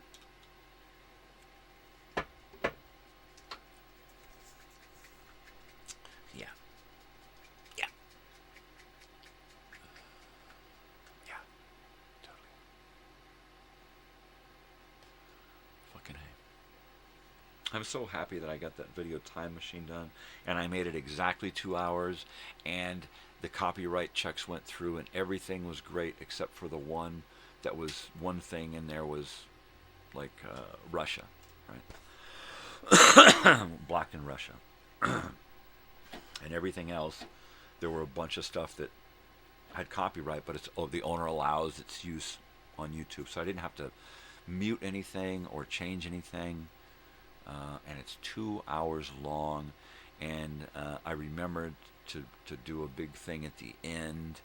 And so I think I'm going to get into doing stuff at the end. I think when I do season 2 of the video time machine, that there's going to be more structure and more of a message in each episode. I like these holiday episodes because I can do a message, you know. A lot of fun. You can see the video time machines. All 14 of them right now are in a playlist, video time machine playlist, and they're fun. They're different. They're weird, of course. Why wouldn't they be? And it's hard to find stuff that I can use in an episode, so I get a lot of weird. I get a lot because a lot of the weird stuff nobody cares about. Nobody wants weird, right? So it just, I'm banging on my easel here with my toe, so I can hear that noise there. But they're fun. They're fun to make and they're fun to watch. I really, honestly, I'm on episode 15. I can't believe it. It feels like I've done more of them because they're such a trial to get through sometimes. But I'm starting to know how to collect material, what material to collect, where to get it, and how to use it,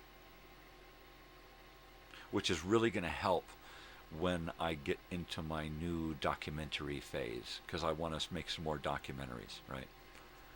So I've got a few documentaries that I want to do, and it's just a matter of, you know, just taking that first bite. That first bite. Oh, my tailbone.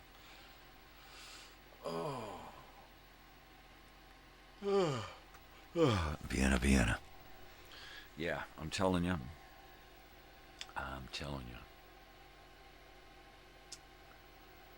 Yeah, Big Sandy and his fly ride boys this weekend, babies.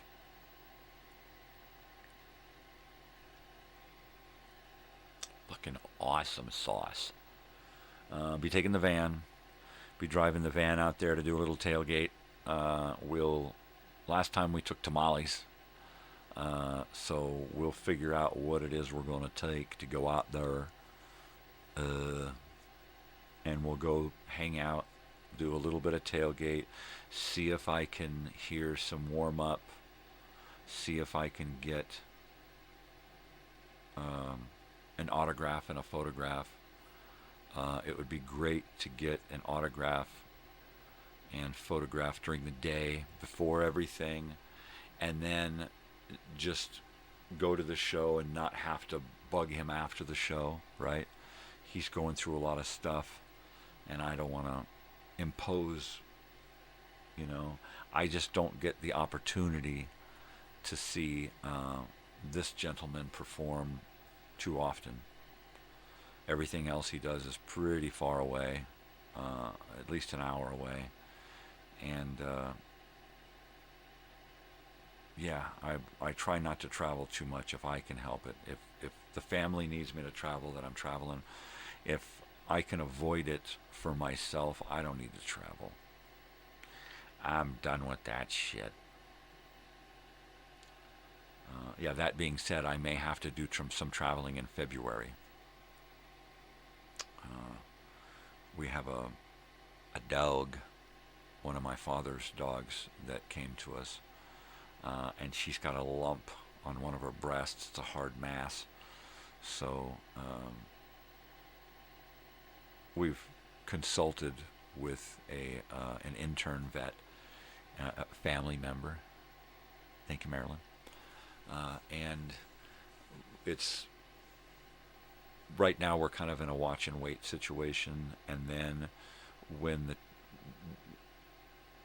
unless things get worse, we're going to wait until we can manage to get out to Arizona, and I'm going to drive her out there to the university, the veterinary university, and do something there. Try to set up an appointment. Right after Christmas, we're going to set up an appointment and try to get out there, and possibly try to get out there sooner. So I'm probably going to be the one to do that. We're going to try to get the van roadworthy so that I can just take the van. We're going to up our AAA to RV so that I've got a couple of 100 miles tow, so that I'm okay no matter where I'm at. I can get home. And then get a bunch of work done to the van. And then I'll probably take the van with me to Arizona so that I can stay in it. Otherwise, I'm going to have to rent a room. And if it goes beyond an overnight deal, I don't want to be stuck renting a room for a week, because I've got a little tiny car and I don't want to sleep in the little tiny car. I don't want to leave my wife here without her little car. So I've got a van. So the plan is to get the van together and take it and get the van set up so that I can just sleep in it and exist in it until I come back. Because it may be a day, it may be an overnight, or it may be a week. It's a medical thing, so I may be taking her in, they'll do surgery, they'll keep her overnight or a day or two, and then I'll come home, or it'll be more complicated or whatever. So I just have to be kind of prepared for whatever. So, and going to the university, because financially we can't go to any place out here because they just charge too much.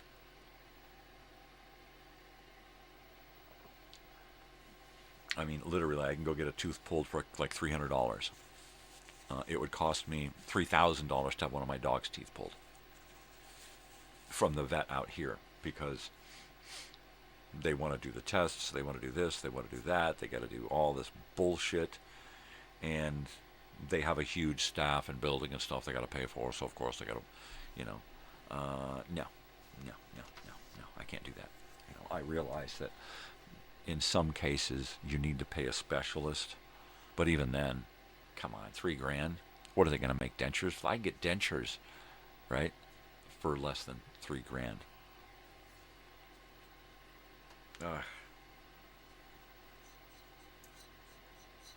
Yep.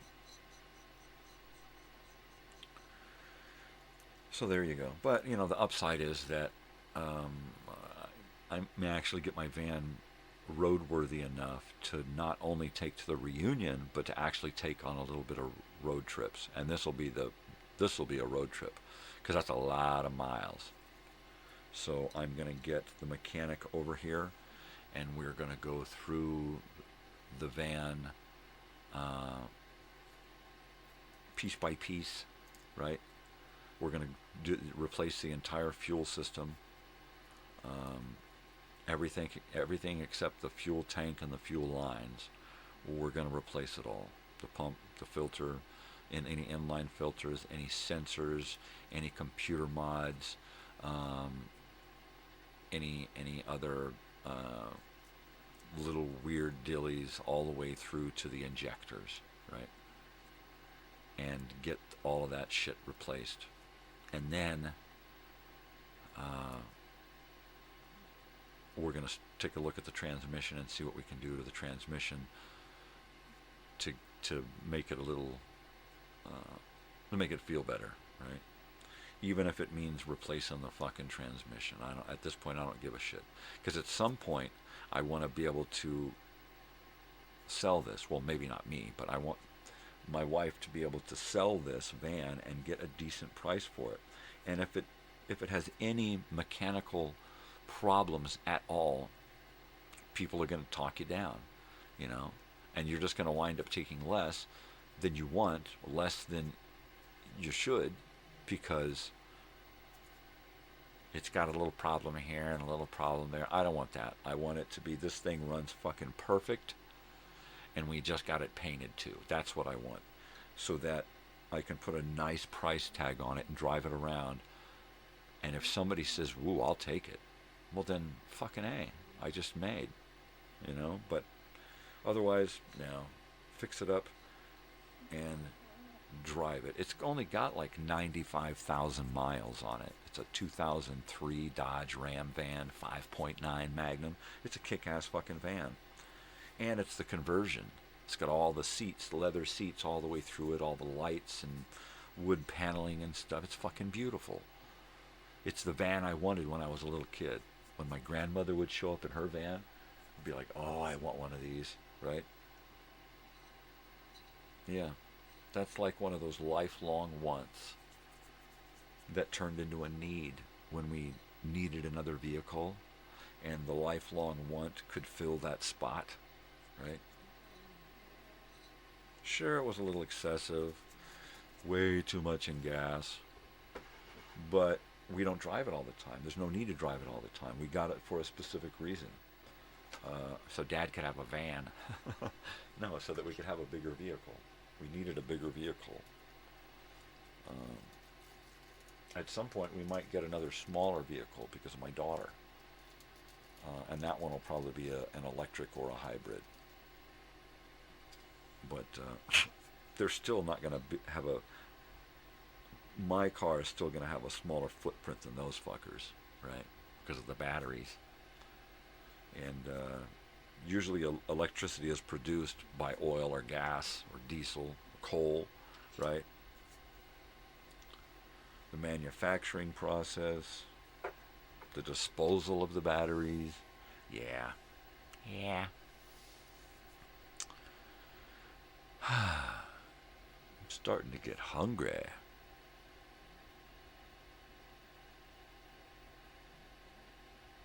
I don't know what I'm going to eat. I'm probably going to eat a little bit of Danish or something and a little bit of something, juice, water. And just lay back down for a couple hours. Yeah.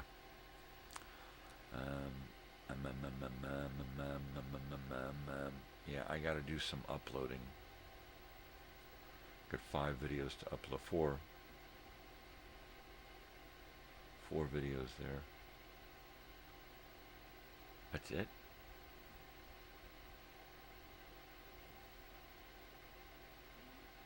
Yeah.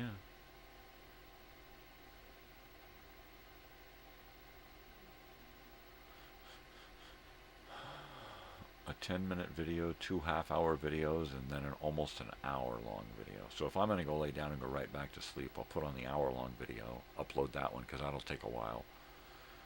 And then after I wake up, I can start another one of these bigger ones and then go clean a house and then come back and do the other bigger one, have some lunch, and then do that little one, and then make my video time machine short.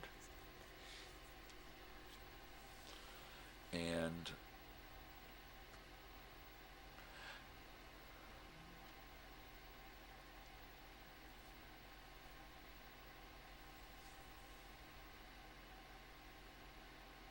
How do I want to do that?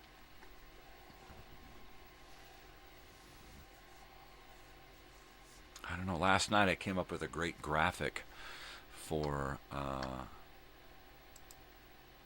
one of my to promote the Christmas. So I came up with this.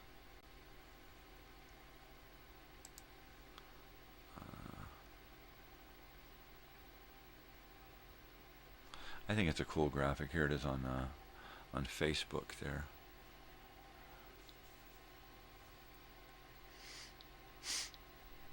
I think it's neat. I think it's cool. And I think it looks pretty real, yeah. It looks awesome. Totally.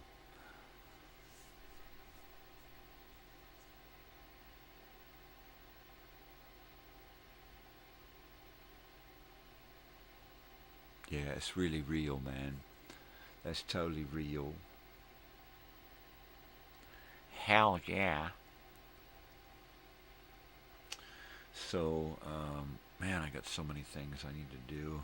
Where's my post? Oh, there it is. And then what are we gonna do? We're gonna do a VTM short.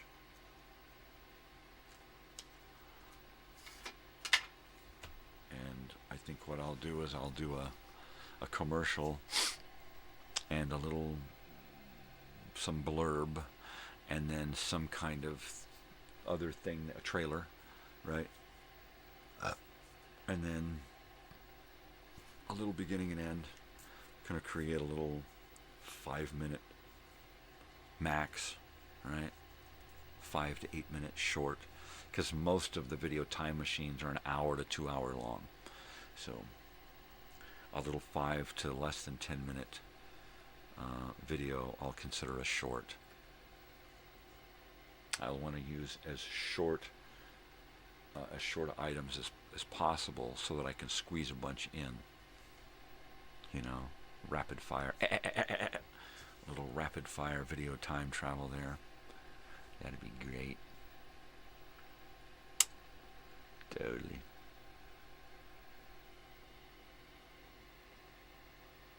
Well, this is pretty good. I got my dog passed out here next to me, and he is out. He is under the blanket.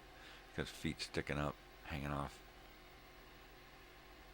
Man, I just love to watch him sleep. He's a righteous little dude. Oh, look, a bong hit. All right, cover me. I'm going in.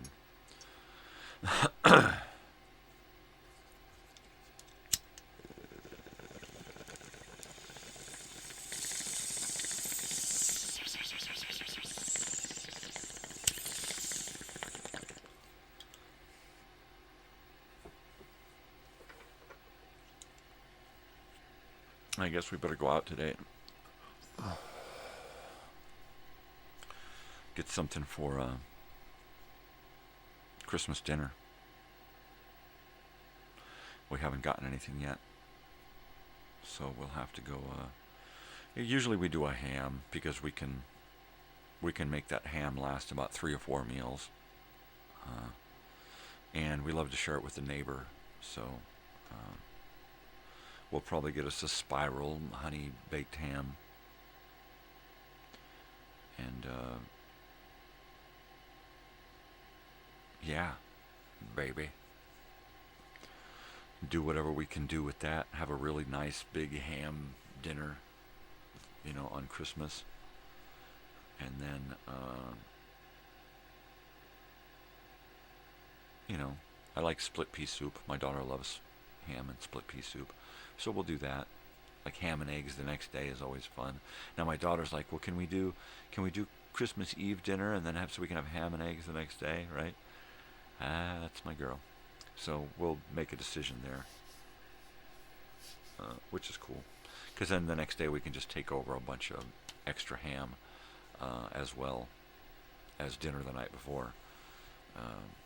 And that's always nice. My wife's always checking on our neighbor. In fact, yesterday I was in the bathroom, and because the walls and everything are so paper thin, I was listening to my neighbor talking to the other neighbor, the lady with the dogs. And I didn't mean to overhear at first, but then I was straining to hear at the end what the hell they were talking about. And as soon as we got to the end of the conversation, it was because she asked to borrow money, right? And this guy, he's on a fixed income. He barely makes it from month to month. He don't need to loan anybody money so they can get booze or pills or speed or, crack or whatever it is they get to fill their fucking beer bong or crack pipe with. So I'm like, oh man, she didn't. She did. She went over there and she hit him up, and she's doing the old, oh, my ATM isn't working, my debit card isn't working, and I can't get any money, and I can't do this and that and the other. And I know people, I know users, and I know female users just as well as male users. And she was trying to put the change in the tone of her voice. Every other day she's over there talking to him, and she just talks like they're shooting the shit. And today she's got that tone in her voice where she's trying to put on the female charm. She's trying to finagle him into thinking that she needs help so that he'll give her some money. And when I got to the end, and she said, do you have any money? Do you have any cash? Because, of course, she can't get any money from ATM, and she can't do anything from Rocket until Monday, and yada yada. It's all just bullshit. So he said, no, I don't have any cash. And I'm like, oh, thank goodness. So I didn't know exactly what they had talked about, just that they had talked about money, and I know nobody has any right asking this guy for a penny. And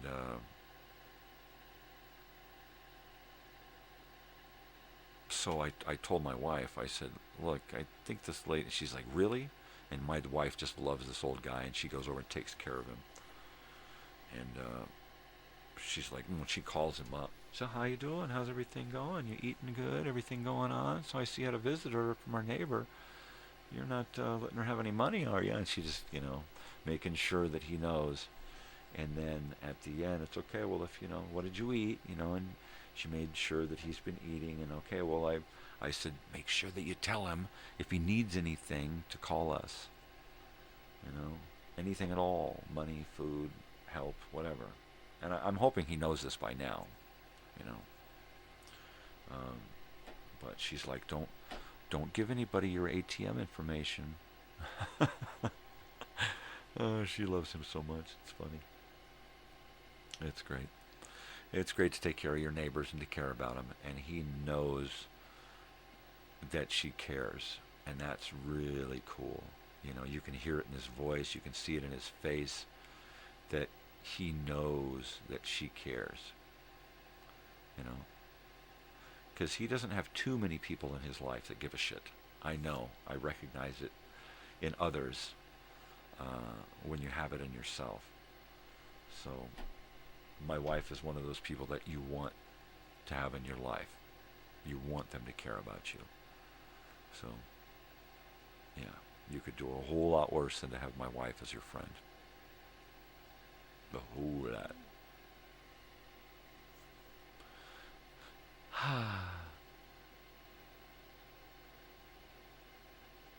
I didn't think I'd be this talkative without coffee. There's no caffeine in this tea.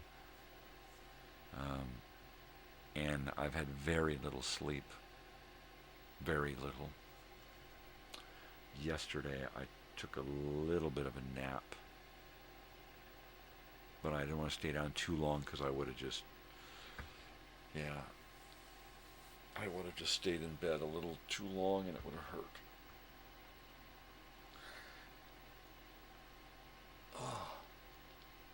Oh yeah.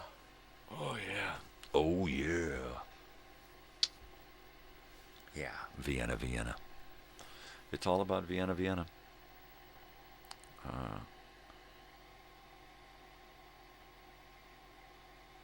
I guess I won't be doing too much driving today.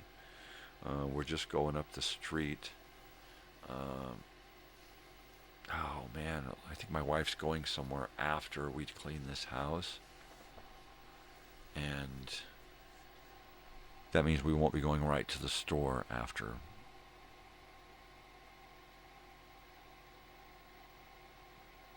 So I might go by myself. I might take my daughter and go in the other direction and go to Stater Brothers and then go to the reservation, since I need to get some more dubage and some more edibles. And then Friday is going to be my last show, morning show, finally. No, I'm sorry. The 6th. That means I got a whole nother week. After this, I get a whole nother week, because I had to postpone it because we have so much going on Monday, a week from today, that I couldn't get a later appointment, so I'm screwed. So I have to wait a whole other week again, unless they call me and say, hey, we gotta, but if it's not after the 28th, then it can't happen. It's got to be later in the 28th or after the 28th. It can't be before. I'm going to a concert Saturday. On the 28th. So it has to be on 30th or after. That's it. If they can't do it on the 30th or after, then I just got to take my appointment that's the week after the 1st. What's up, Bessie? You want to go outside? You want to go outside? All right, let me see what she wants. I'll be right back.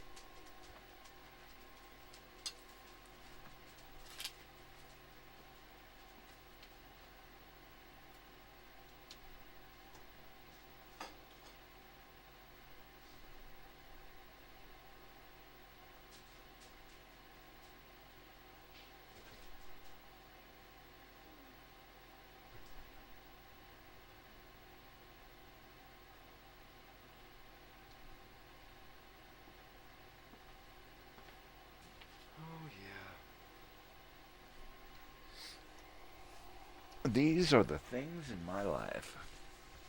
Things. I got a lot of things. Yep. This next year, this next season, it's going to be all about the things in my life. I'm going to be going through all of the crap that I got. Live, right here. And then I'll kind of be curating it. I will be curating it for local sale. Like out on the corner here, where people set up a canopy and a table, and it's kind of like a swap meet, because it's looking more and more like a swap meet, just because they closed the swap meet and all kinds of people are out now. So I'm sure the thrift shops out here are overrun with stuff right now. But there's a lot of people out on the streets selling shit on the weekends, because they got no place to do it anymore. The swap meet used to be packed. There used to be 100 people out there vending shit, and now it's just an empty lot, because some asshole in a wheelchair decided he wanted to fuck with everybody, And assholes come in wheelchairs too, You could have been cool about it, and you could have gone directly to the owner, and you could have said, hey, help me out here, And as a community, we would have rallied together to save the fucking swap meet. But instead, somebody delivers a lawsuit. Pfft, that's fucking chicken shit bullshit. That's some asshole in a wheelchair. That's what that is. Taking it out on everyone else. So they're closing this. They closed the swap meet because they can't afford the lawsuit. They can't afford the repairs to keep it open and the lawsuit. So they're going to settle the lawsuit easier because they're just done, right? And that is take away a 40-year tradition, right? At a drive-in that was there for 60 years. And What do you get? You made a bunch of money off of people, asshole. I hate fucking people who do lawsuits, right?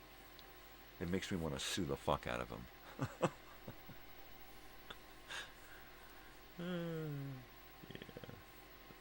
Yeah, I'm telling you. Oh, man. You know what? Honestly, I don't think I'm going to get much of a nap today.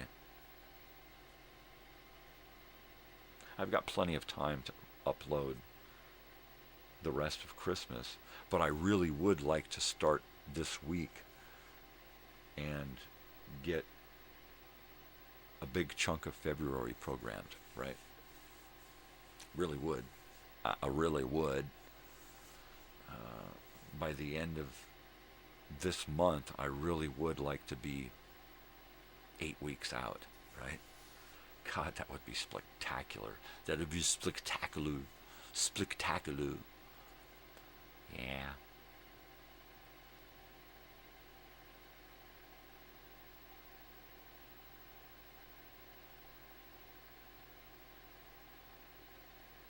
Yeah, I'm just looking at that picture, and it's pretty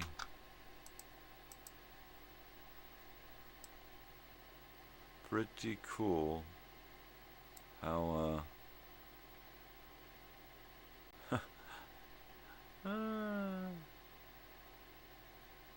yeah, I mean, even the shadows work on this damn thing. Of course, I don't have any shadow down here, but that's all right. That's all right.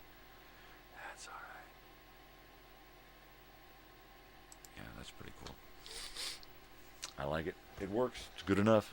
Good enough. I don't know what's on the menu for breakfast. Old Sausage here thinks we should have biscuits and gravy.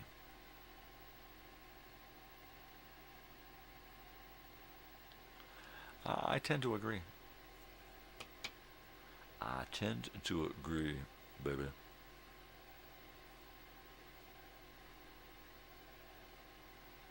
Or something. Fuck, anything. Man.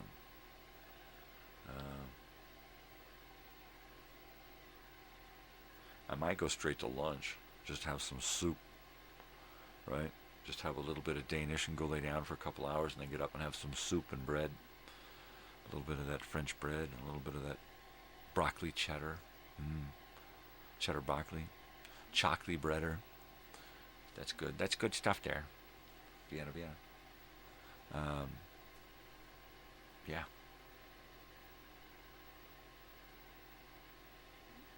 Totally. I can't believe I squeezed in 5 educational films into this video time machine. One of them is over 20 minutes long, and it is the special one, the one with Chief Dan George in it. And it's, yeah, it excites me. It totally excites me. I haven't watched most of what's in this video time machine. I've kind of watched it as it's gone through the processing, saving deal, which is kind of a sped up version of the thing as I'm watching it go through. And sometimes I'll catch something and I go, fucking, I gotta go back and fix it. But most of the stuff, other than some of the commercials, I haven't seen. Yeah, video time machine short. Some little promo for Christmas. Some little promo for the video time machine. What is a video time machine? Yeah, what is?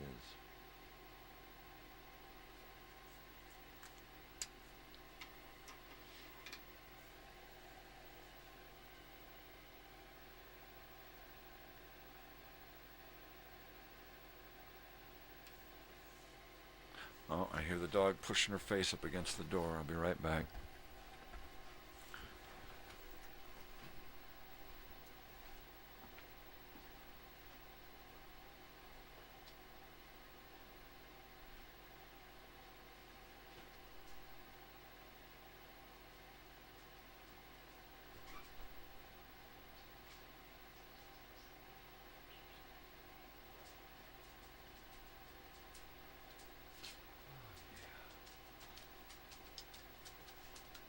Well, I finished with my tea and I feel okay. I didn't feel so great this morning, but that tea really helped. It's that ginger peach stuff. Sometimes I put a little bit of turmeric in it. But I'm going to uncover this dog here so I can see if he wants to get out. Hey, there he is. What's up, Snuggles? Oh, boy, you look comfy. Man. Oh, I just love that. I just want to cuddle with him, man. He's a hell of a cuddler. All right, go back to bed. What about you? Want your feet covered up, too? You don't like cold feet? There you go. Oh, man. Big face. Hit your bed. Go lay down, baby. Go lay down. I don't want to hold hands. Go lay down. Come on. There you go.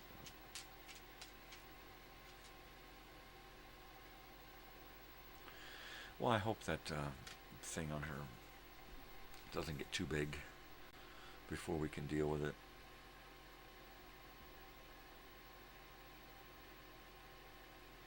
Seems like the biggest part of dealing with it is just going to be getting out there and being there and getting back. And I think probably the best solution, which has been long needed, is just to get that van roadworthy, right? I mean, I can drive it. I think I drove it an hour and a half out of town up the road here to go to camp a while back. And I think as long as I can just feel comfortable about it and it doesn't make any weird sounds or smells or movements, that it'll, I'm going to have to see if she wants to go to bed.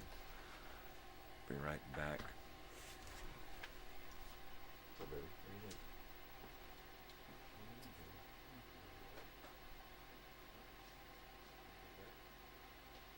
What do you want? I don't know what you want. Just bring me my stuff. Come on. Do you want your bed straightened out? Come on, baby. Come on. Come on. Big face. She don't know what she wants. She never knows what she wants. She just stares at me like a frickin' sphinx. She's like, I'm sphinxing about it. Go to your bed. Go to your bed. I just made it. Go to your bed. Go lay down. Not up there. No. Go to your bed. Good girl. Good girl. Get in your bed. All right. She don't know what to do. She's like, I'm so confused. No, not on the couch. You're going to bump my camera. No. Go to bed. And then she walks across the floor. That's probably the one thing that annoys me the most, or at all, I guess, probably about the dogs, is their nails on the wood floor. Especially when I'm trying to sleep or relax or be live and see the drinking of the water. I don't mind that. I don't mind most normal sounds, but there's just a couple of sounds that just bug the crap out of me. It's like, oh, would you quit tickety-tick-tacking across the floor? Got it? Yeah, it makes me crazy. Nah, Sammy, I'm not talking about you. You're fine. Just go to sleep. Go to sleep, my little baby. Get in here and go to sleep. Oh, my frickin' tailbone. Come to think of it, I've had this before a few times. My tailbone has given me difficulties. I think it's probably because I'm not as big as I used to be. My butt isn't as big as it used to be. I'm a little thinner down there. I got a dad butt, okay? Right? It went from my butt to my gut. Yeah, I'm just going to hide from her so I can't see her looking at me. Yeah. Wow. Just about 7 a.m. December 23rd. Wow. Wow.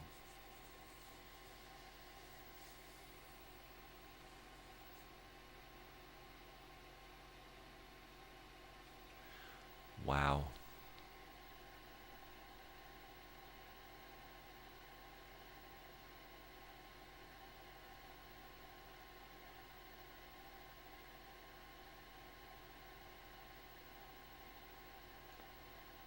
Huh.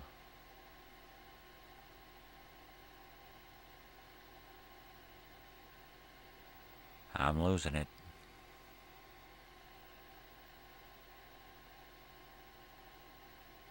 Yeah, it looks like I'm going to be able to upload the biggest file, video file here, and then have a little something to snack on and go lay down, and just try to. Because last night I was up till about 2.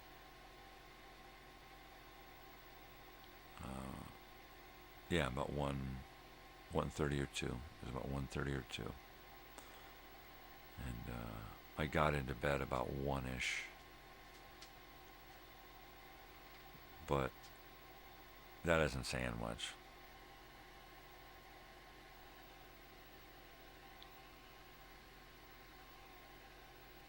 Oh man, if you could only hear what I hear when I move my neck in any direction.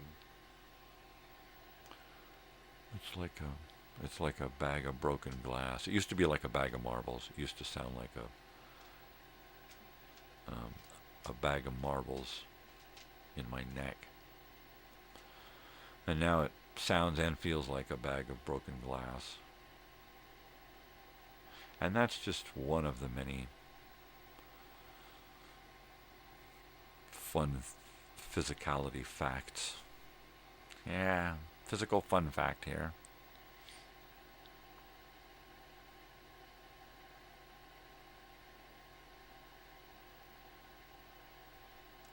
Yeah, if I can write some copy, do some voiceover, collect some photos, do some mock-ups of some t-shirts, and then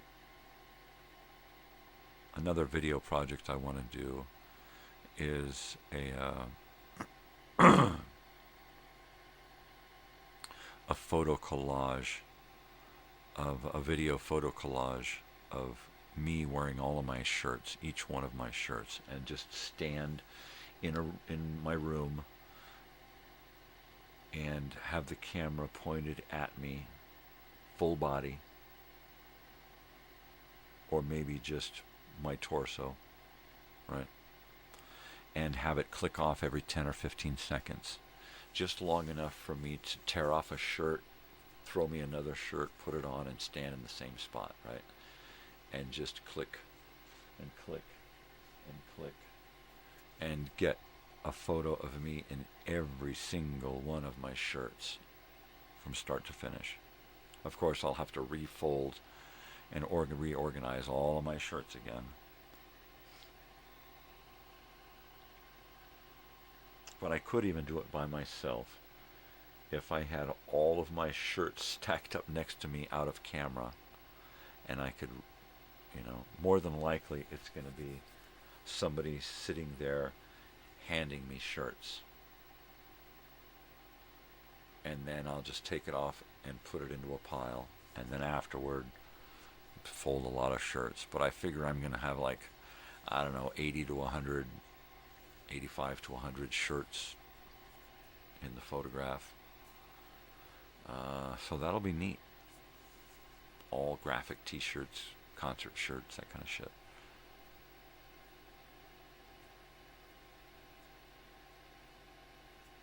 And do a really high-speed, rapid-fire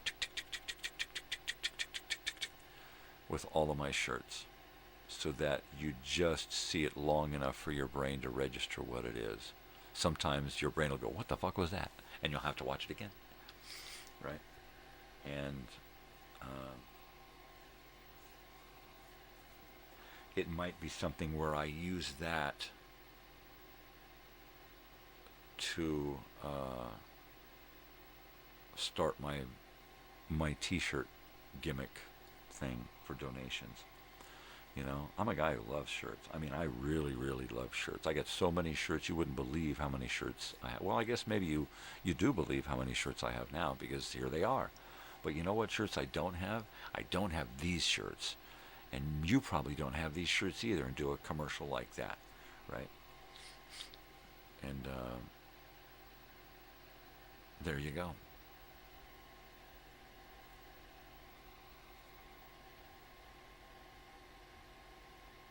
If you want to talk shirts and you want to talk reunion, contact me directly.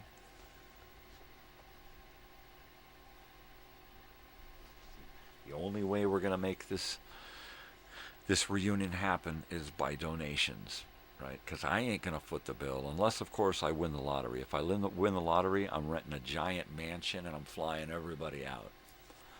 But that's probably not going to happen. So, yeah. We're going to have to think of something else.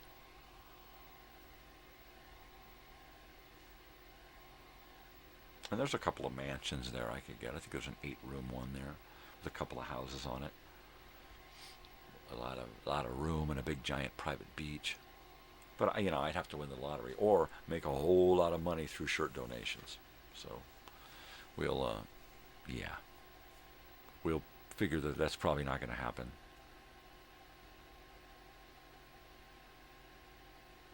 Totally. I need to dig up some more boxes of VHS tapes to check out. It's so many things. I need to transfer so much stuff from video onto the computer. And I can barely stay awake and be coherent long enough to get my normal shit done, right?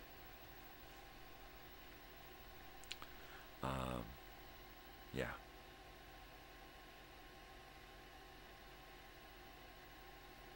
I'll probably see a big change when I stop smoking and switch to edibles for that week. And of course, if I see a huge difference in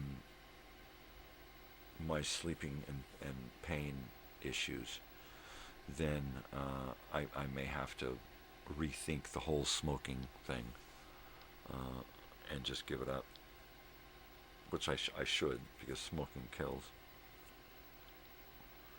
It's not the marijuana that does it, it's the smoking of the marijuana that does it, because smoking is harmful. So it's the smoking that's going to kill me, that's killing me. So stopping it may actually, I don't think it's going to reverse anything, but I'm sure it will go a long way toward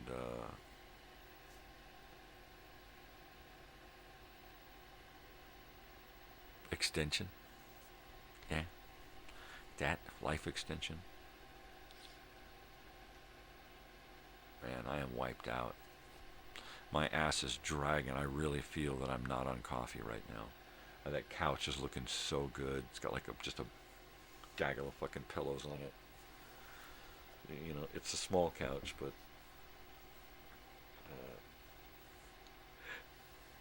uncomfortable to lay on. Anyway, we're going to try to find us another ottoman or two for this couch so that we can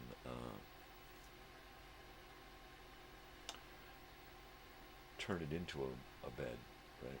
Because if we had 2 more of these little ottomans there, it would make it a little, twin size double bed, something, not a double, twin.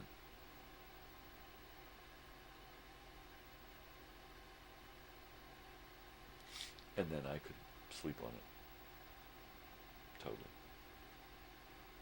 And dogs could sleep on it with me, because there'd be another room. Right now I can barely lay on the thing and have a pillow next to me.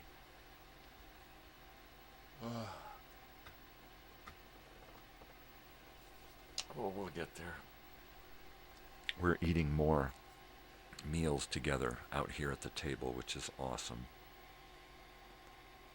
Not just my wife and I, but my wife and daughter and I. So there. That's awesome. And then we get to, my daughter and I get to watch some of those programs that we like to watch together that we haven't had time for because she's always busy. So we're just about through with this latest season of Frasier on Paramount Plus. That's fun. Funny. Yeah.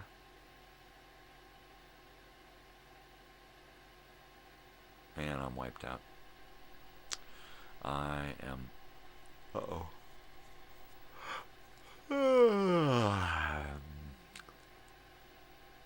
Wiped out.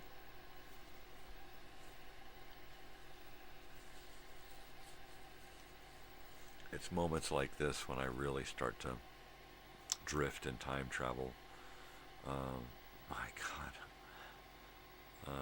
There was this park. There's this little corner park on a corner street, kind of like a forked street where you pull off a street and you go up. You can turn onto the street, and there's an immediate fork that makes this park an angle, right? A triangle park. And it wasn't a huge park, but it had I thought what was weird about it was it had a recreation room. It had a tiny little recreation office where you could borrow balls and things. But there was I think there was a little tennis court, and I think that was one of the main things that was on this little tiny park. So you could get rackets and balls. That was it, and a key to get into the court. But it was just out in somewhere near the coast, and it was just one of those places back in the late 70s that we went to, and I'm sure my parents were doing some kind of drug deal or something, which is why we were out there, and why they left us in a place and went and did stuff and came back and got us, right? That was usually the case.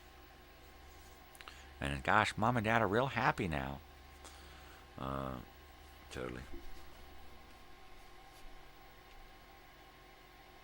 I don't remember where that was. I remember being in a low sports car for the first time and feeling that we were going really, really fast, but we weren't. We were just in a low sports car, and it just, the speed at which you're driving feels different depending on how close you are to the road, right? And when you're in a low, short car really close to the road where your butt feels like it's bouncing on the pavement, it feels like you're hauling ass. When you're only doing 50, it feels like you're doing 70, right? And I just remember feeling like I was going really fast. And I was probably 8 years old. And, driving around in my van, it would drive 65, and I feel like I'm creeping along. Totally. I don't have a lot of holiday memories. I don't have a lot of Christmas memories. I have one or two Christmas memories from my childhood. And my own family Christmas. I have other family Christmas memories with other people, but with my own family, only a couple, And mainly because, how do you celebrate Christmas and set up a tree or anything like that when you're practically homeless, living in a car, living in a van, living in a motorhome, living in a tent? We rarely had the opportunity, let alone the house or any place to do something like that. There were usually some kind of Christmas gifts or something, nothing memorable. nothing stands out, because it was usually just a copy of whatever my brother got. You know, nothing bad on my brother, just, you know, my parents, you know, way to know their own kid, right? Which, once again, leads me to the other questions about who the fuck am I and why was I with these people, and are they really my family, right? Was I a doorstep baby? Did they steal me? You know, was I a rape baby for my mother? If that's the case, who's my father? Was I just an overnight fling while the old man was in Vietnam? Because he was there when I was conceived. So it's quite obvious by looking at me and everybody else in the family that I'm not really 100%. I'm like a 50-50 bar. It was always one of these things is not like the other. That was always me. That was always me. The square peg in a round hole. I just watched another episode of that last night, too. Sitting out here by myself, I threw it on the computer and pumped it up through the stereo so I could really hear it and enjoy it. So I watched it here in my studio on my monitor, piped through my stereo over there while I was saving my video time machine.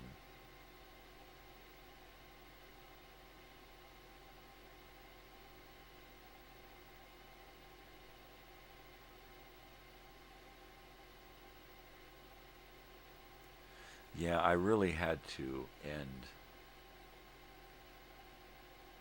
I almost ended this video time machine on kind of a wow.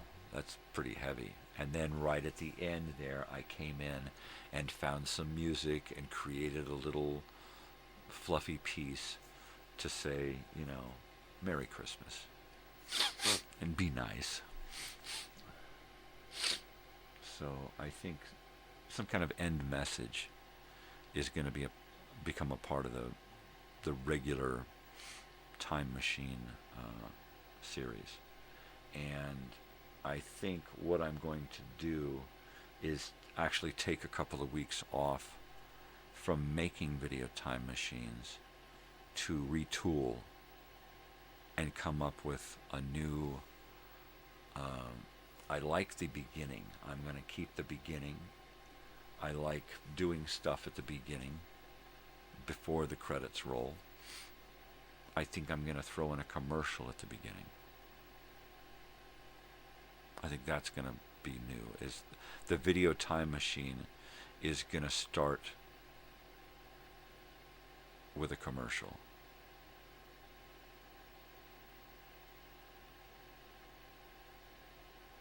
Perhaps.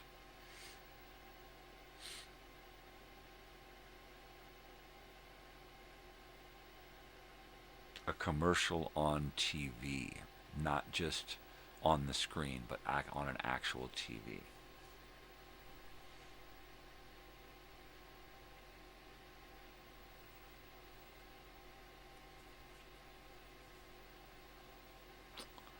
Yeah, and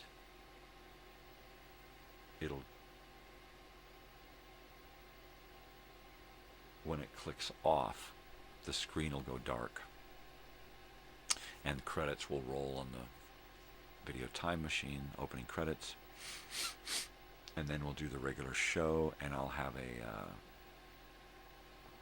I'm just gonna keep with a set formula on how to do the show, what to do.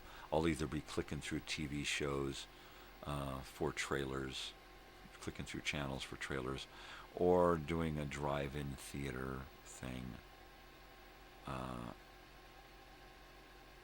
More and more I like to set up elements for more than one show at a time. So I'll make files. Right now I've got like 5 files, and I'm just at the last file now for Video Time Machine for Christmas. So I'm going to create files for every episode, and then their file is VTM, Video Time Machine, and their date, right? VTM and the date. So I know when they're going to go on the calendar, when they're going to go on YouTube. And I can start stacking items in the file to put on the episode. When I feel like I've got enough for an episode, I do an episode, and then I take those items and I move them over to the next episode and see what I can use there. So that by the time I get to the end, I've either used a lot of stuff up and I'm running out, or I've got a lot of extra. So right now I need to go through both computers, pull out all of my educational film files that I haven't used yet, pull out all the commercials that I haven't used yet, go through, take all of the big chunks, blocks of commercials, like 20 minutes, half an hour, and take those and break them up into individual 30-second commercials, or however long they are. And then, most importantly, I need to start saving them with Totally Television Tuesday captioned across the bottom, so that when I grab them and use them, they're done. I can just put them in a spot, put them in a slot, and they're ready. And I don't have to drag out the other thing and spruce it up and every time I use a commercial, because at this point that's kind of what I'm doing. I've got multiple layers in my editing program, sound, and then more sound, and then video, and then more video, and then text, and then photographs, and then more text, and it's just, there's a lot of stuff stacked. It's not just editing chunks of video together. That would be easy. So it really starts to get technical when I have to add effects and texts and captions and alter photo and video and stuff. I love it. It's so much fun. Yeah.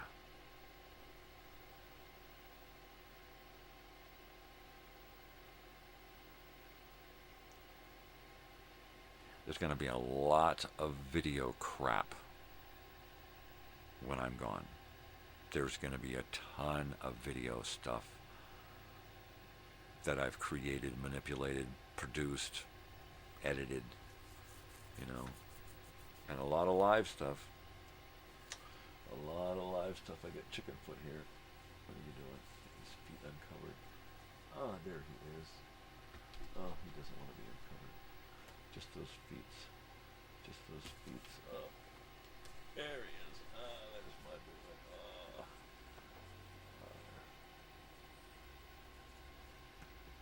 I just love that dog.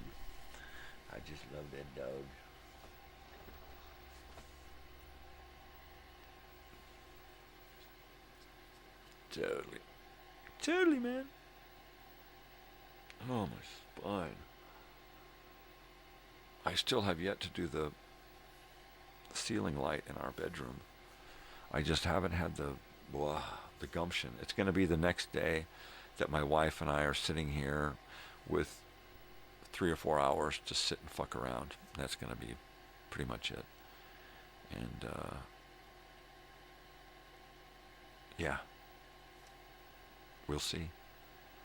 We'll probably have a little left over from this one. I can start thinking about putting another ceiling light in another part of the house. Mainly because there are no ceiling lights in this fucking house. None at all. My daughter's like, geez, I need light in my room. So we put that strip of lights all the way around her ceiling. And she just got, oh man, it was so bright. And it was neat to adjust the colors and stuff, but the lights are always pointed at you. No matter where you look in the room, you get lights pointed at your face. So that became a drag. So she said, can I please get a ceiling light? So we went and she picked one out that she liked. It's got 2 lighting levels on it. And she did all of the plaster work and painting and stuff. So, yeah, it was pretty cool. I don't think we're going to need to do all that much when we do my light, because I'm just going to run it over to above an outlet. We ran power into her wall and gave her a new outlet by her bed and then up from that, powered in the switch, and then out of the wall, we popped it out of the wall and ran it along the ceiling in one of those little plastic concealer tracks, because it's a mobile home. There's nowhere to get up in the ceiling there. So, without ripping out plaster all the way along, it would have just been ridiculous. So, it shouldn't be like that. It'll be like doing this living one here. That was easy. That was fun. I just need the time and the physical body to do it. Anyways. Happy holidays to whoever you are out there hanging out. Yeah, Big Sandy and his fly ride boys on Saturday. On a Saturday. And I've got my photograph. Where's my photograph? To get signed. Let's see. Nope, those are the ones from the other weekend. Ah, here it is. So here's my photo of me and Big Sandy. That's a great photo. So I'm going to get, I'm going to see if I can get Big Sandy to sign that for me. And then what else do we have here? We've got some other photographs. This is my collection of photographs from people. I can't show you that one because I promised not to show Joey on camera. Here's me and Starcrawler. That was fun to meet them. Great people. Me and Big Sandy. And then what else do we have in here? Oh, there's my daughter and Pete Wentz from Fall Out Boy. And then there's me and Pete Wentz, a Fall Out Boy.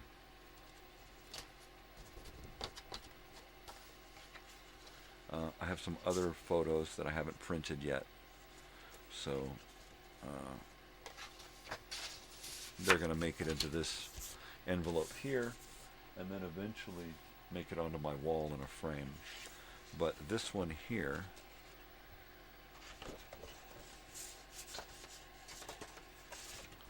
is, oh look, some photo paper.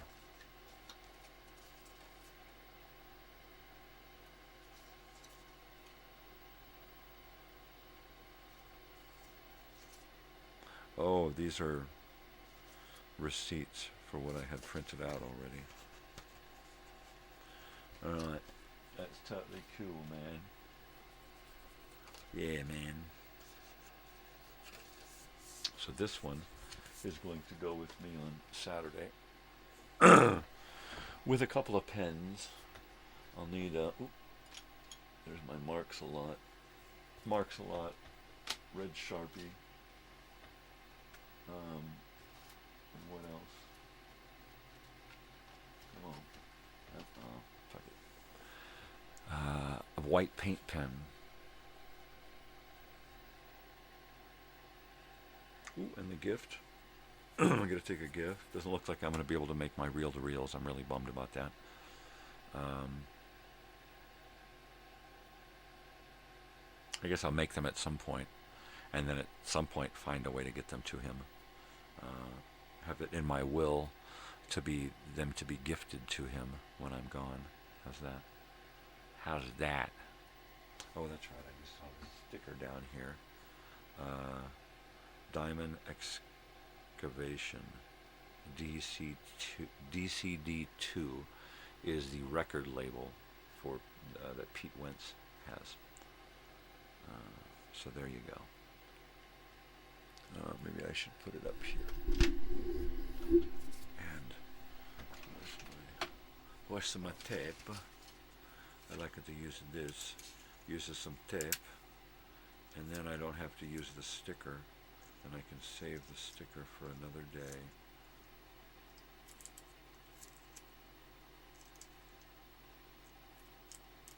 There we go.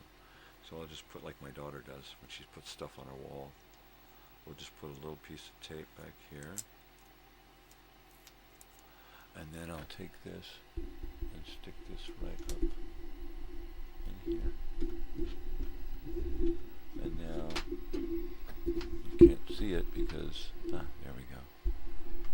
There it is. There, now you can see it. DCD2. Yeah, baby. You'll see it better once that Christmas tree's gone. Oh, man. My nasals.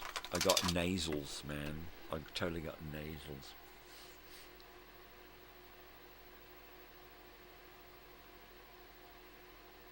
Well, I really hope I get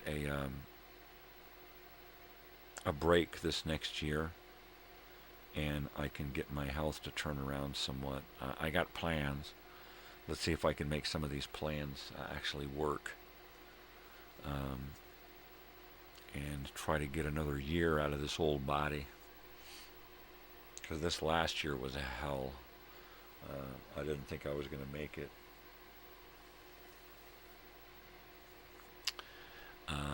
And I'm not going into this year feeling all that great.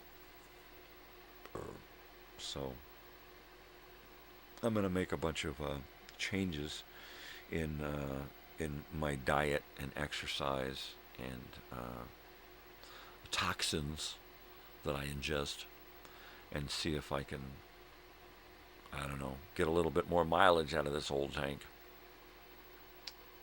Yes, sir. Yes, sir, indeedy, sir.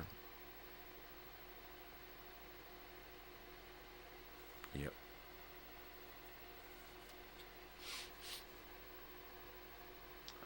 We've got to get out and get calendars. We've got to get some wall calendars. I need to start with the corresponding my life schedule, work and family and stuff, with the channel here, and start blocking out specific days to work on specific projects so I can get shit done. I tend to lose track of what I'm doing and flounder and just forget shit. Which is why I've got Post-its all over the place. So if I can get a calendar in front of me that I'm looking at and planning shit out, it's like, okay, this day, that's all I'm doing this day, is I'm doing this. So if you want to know if I'm available, check my calendar first before you make plans, and then hopefully I'll be able to get more stuff done and stay more focused on what I'm doing. Yeah, but limited time. I gotta get shit done. I just gotta get shit done. I've got a whole lot of video stuff that I want to do. Just a ton of video projects. Beyond the crap that I'm doing now. Right now, this is just learning, right? Video Time Machine, Ed Films, all this stuff. It's just learning so that I can create my things better. My next documentary should be just miles above and beyond what my first documentary was. And I need to plan out a series of documentaries, plan out the episodes, start gathering elements for each episode, start writing out copy, so that when I come back for my new year, my new season, I'll have a whole lot of shit lined up, and all of the legwork will be done, and I'll just need my voice to kind of finish things off. I can sit and read voiceover and edit to figure out timing, and then just block it out, At this time, you begin speaking, you speak to this time, Okay, I need that much speaking, I need this much, and then I just create those little blocks of audio. Sometimes they're minutes long, sometimes they're minutes long of things combined together that I've had to create individually.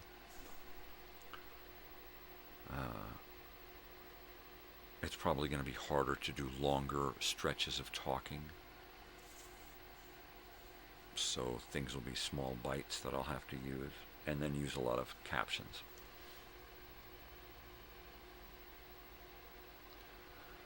Look, got about a half an hour left, and I'm feeling it. I am really feeling it. I need to try to shoehorn a nap into this morning here before I get out to go clean a house. Unless it's like nothing, unless it's really, really easy, I can't let her go out and do it herself. I gotta try to show up. So, the house is just right up the street. It's the twin house of another house that's across town. Exact same house, same contractor, same construction. I feel like the house might be a little shorter in the living room, dining room area. But other than that, it feels like the same house. And it's usually an easy house to clean. So I'm hoping that we can get in and out of there in an hour. She can go her way, I can go mine. And we can get stuff done on two fronts. I need to worry about what we're going to do for Christmas dinner. I think this year I'd like to do the ham and cheesy au gratin potatoes from scratch, and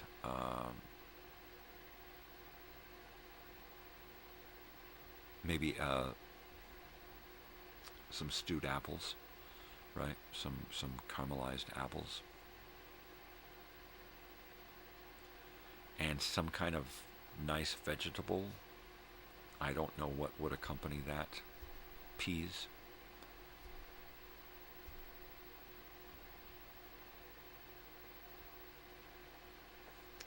If we can find some really nice whole frozen peas. I like a good sweet pea every now and again. Cook it up with a little bit of onion, salt and pepper, a little bit of butter, and kind of give it a little bit of a boil.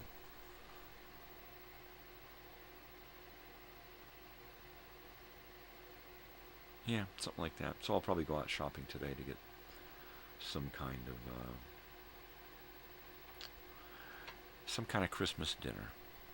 So, something that there's enough of to share. And I don't want to get a huge ham, but I want to have enough that we can share and have for a couple of meals afterwards. Mainly, my daughter has to have the ham and eggs the next day, whatever day that is, and split pea soup. Those are like my daughter's two favorites. So for that particular ham meal, the leftovers are important. Just like having turkey pot pie from leftover Thanksgiving turkey. We didn't this year.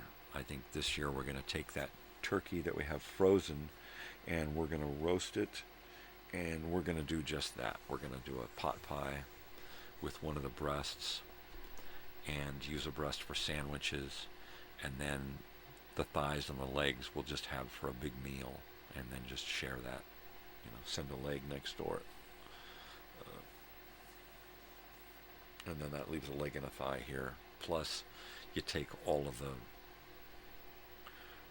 the meat and the bones and stuff. And what I like to do is I like to put that back into the oven, cover it up, and roast it, break it all down into the thing, and roast it for a little while longer.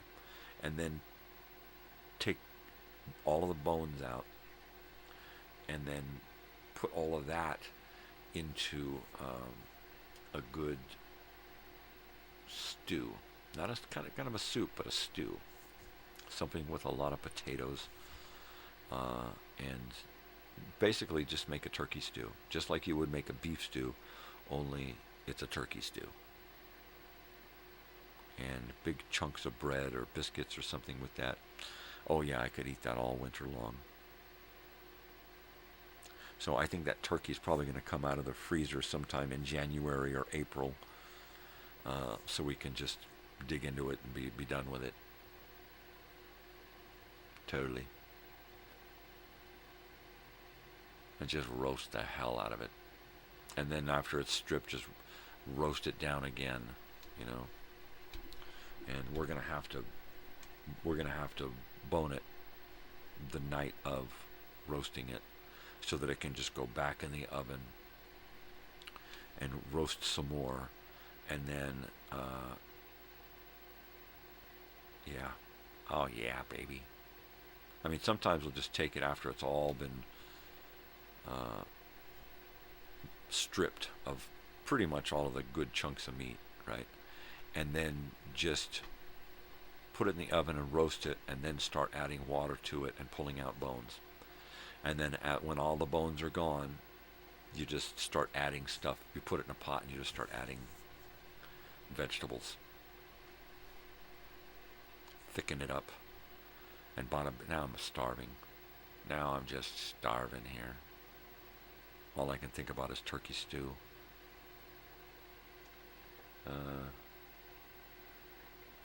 Yeah, I guess I'll be going out today and getting some groceries.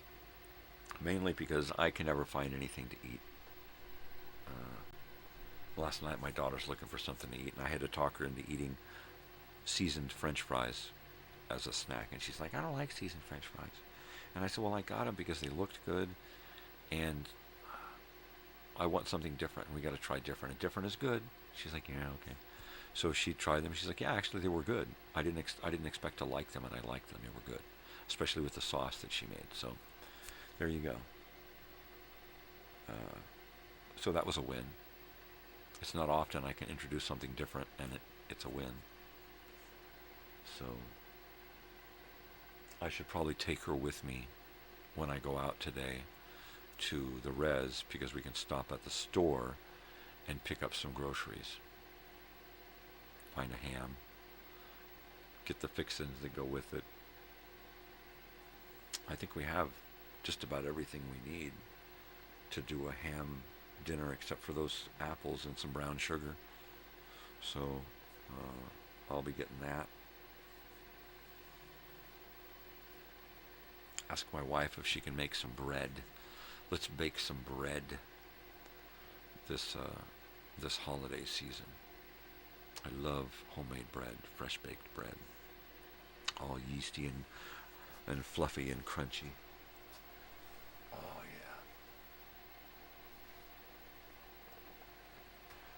yeah.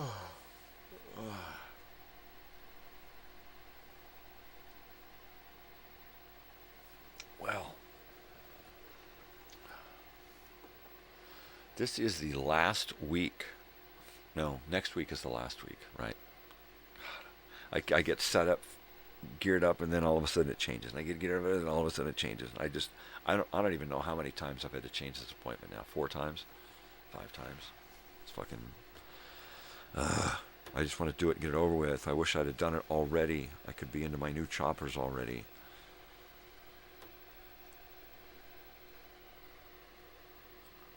And pretty much that's it. Once the teeth are yanked, I'm done with the world for at least 3 to 4 weeks until I get those temporary choppers in my face. And then I'm on a limited time only, you know. And I'll probably be talking through my teeth, right? So until I get used to them, so I don't bite my tongue. Eating is going to be a hassle. Put that tongue in the back of my fucking throat so that I don't even think about biting it. It's going to be a challenge. I'm ready. I want to do it. Get it over with. I wish I could have gone straight to implants, but from what I understand, I've lost too much bone So, there you go.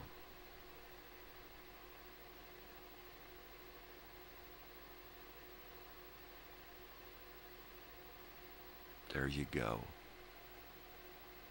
There you have it. There it is.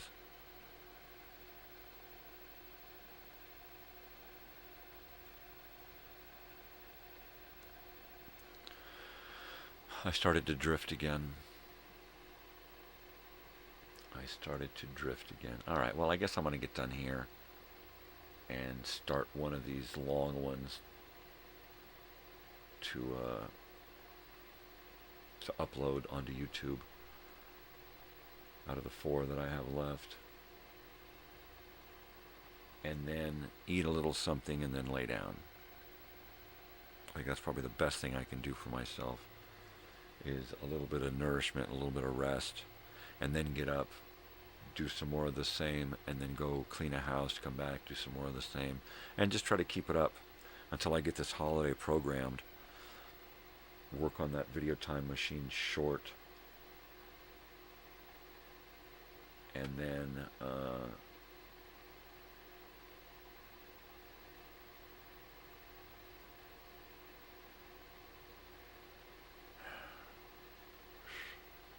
just keep trying to get shit done. I think at some point I'm going to take off later this afternoon with my daughter and go get a few things.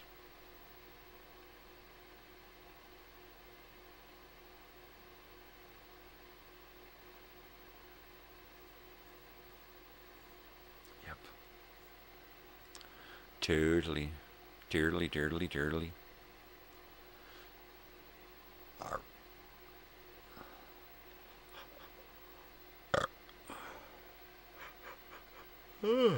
Oh yeah.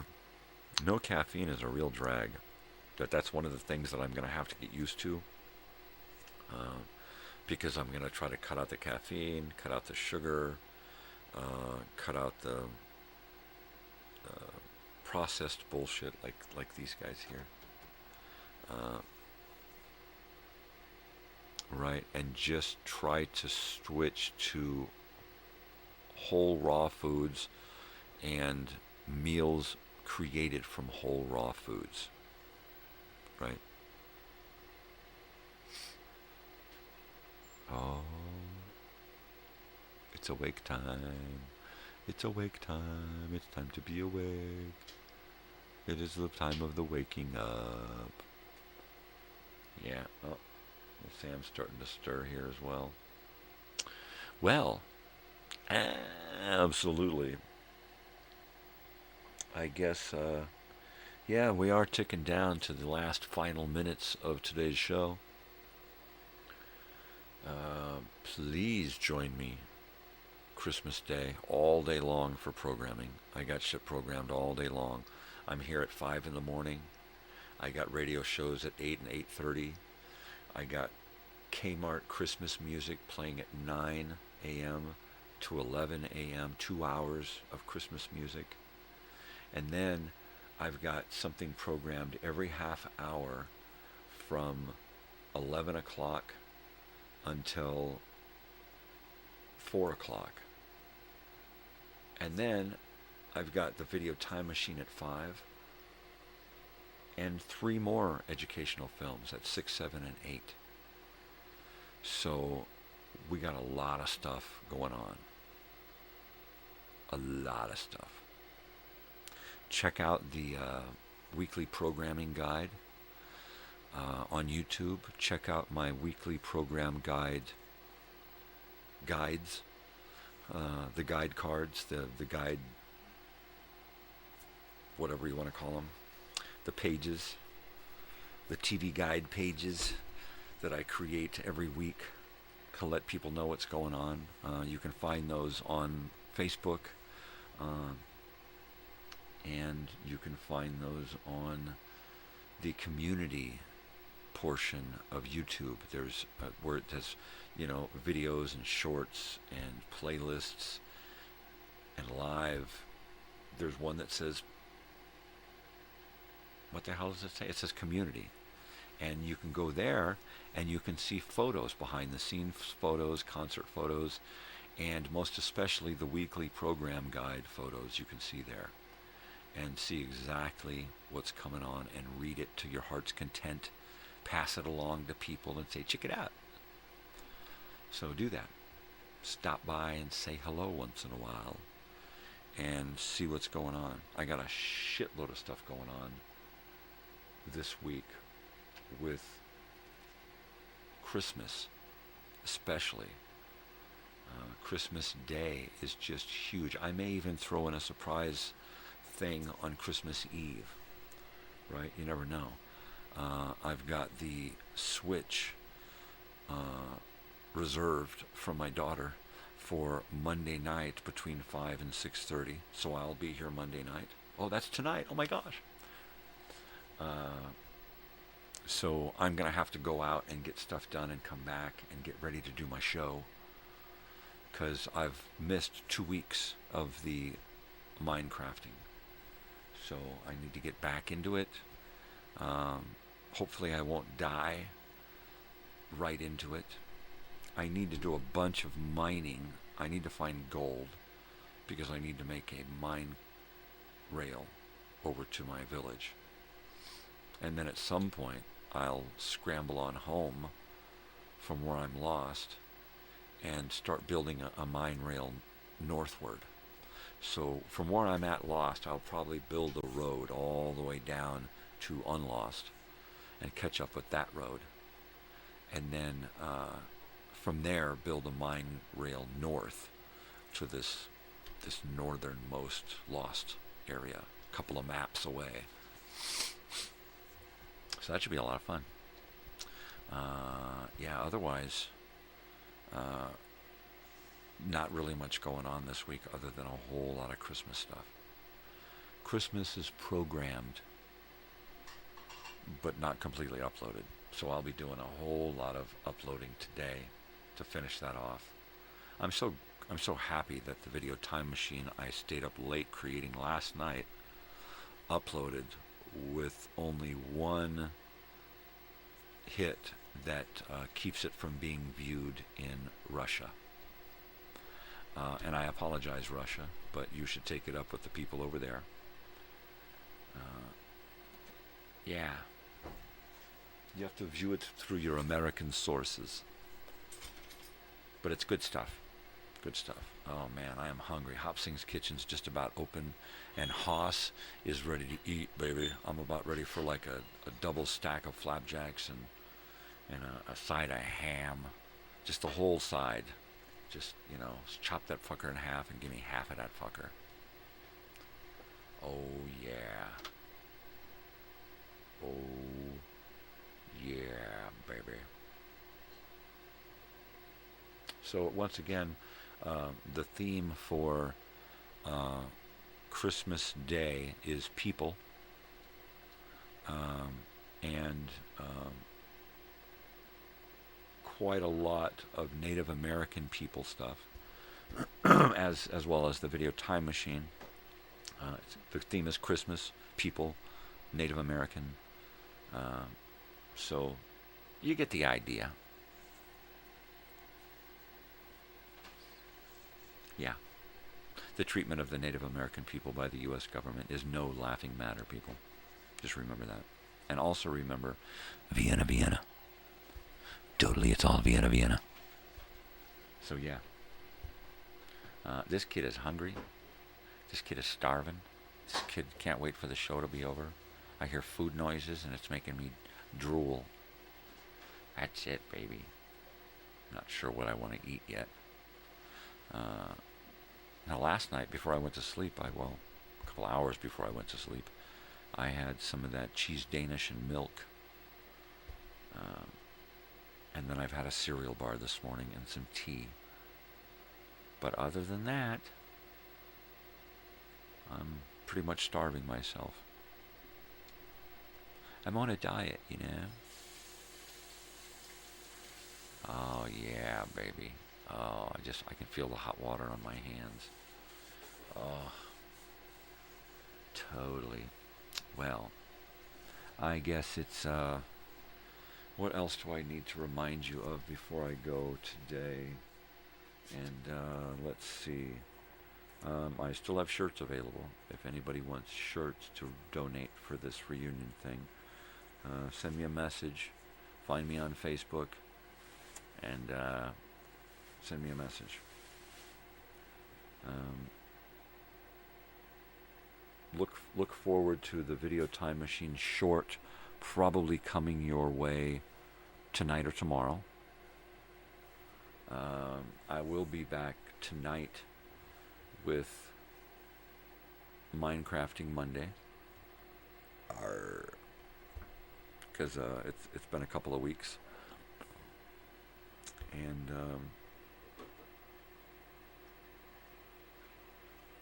yeah, tune in Christmas Day, because it is just, and then there's still stuff all throughout the whole week. It's not just Christmas Day. I've got stuff like normal. I've got stuff popping up all day long, just like normal. I see a big face back there staring at me. Hey, big face. Yeah, that's her bed's right back there, so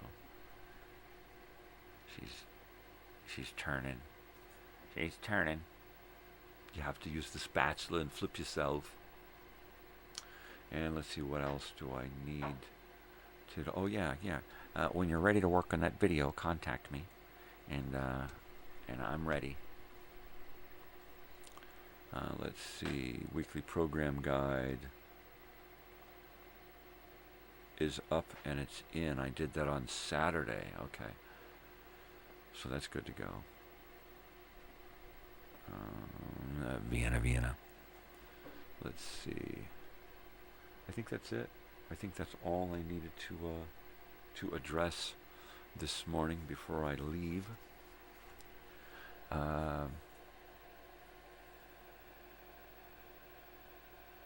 Yeah. Totally. This is the Christmas season. I feel Christmassy.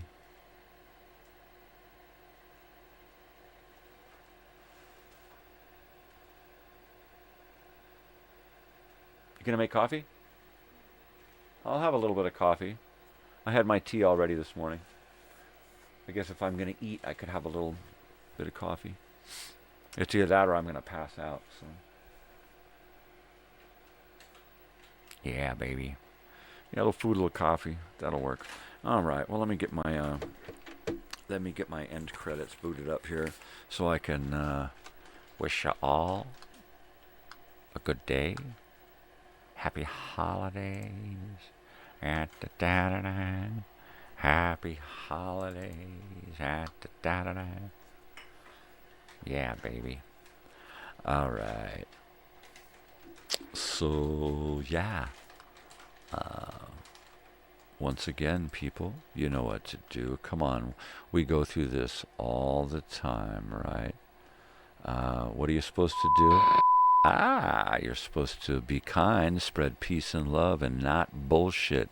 Do something for yourself, but do something for somebody else, too, because we're not alone in this world, all right? We're together on this, so let's act like it. Most especially out there, stay weird, because if you ain't weird, ain't nobody gonna be weird for you. All right, people, once again, I will see you this evening for Minecraft Monday, barring any technical difficulties or eventualities or family business. So take care of yourself, all right? And love you. Adios, people. Bye now.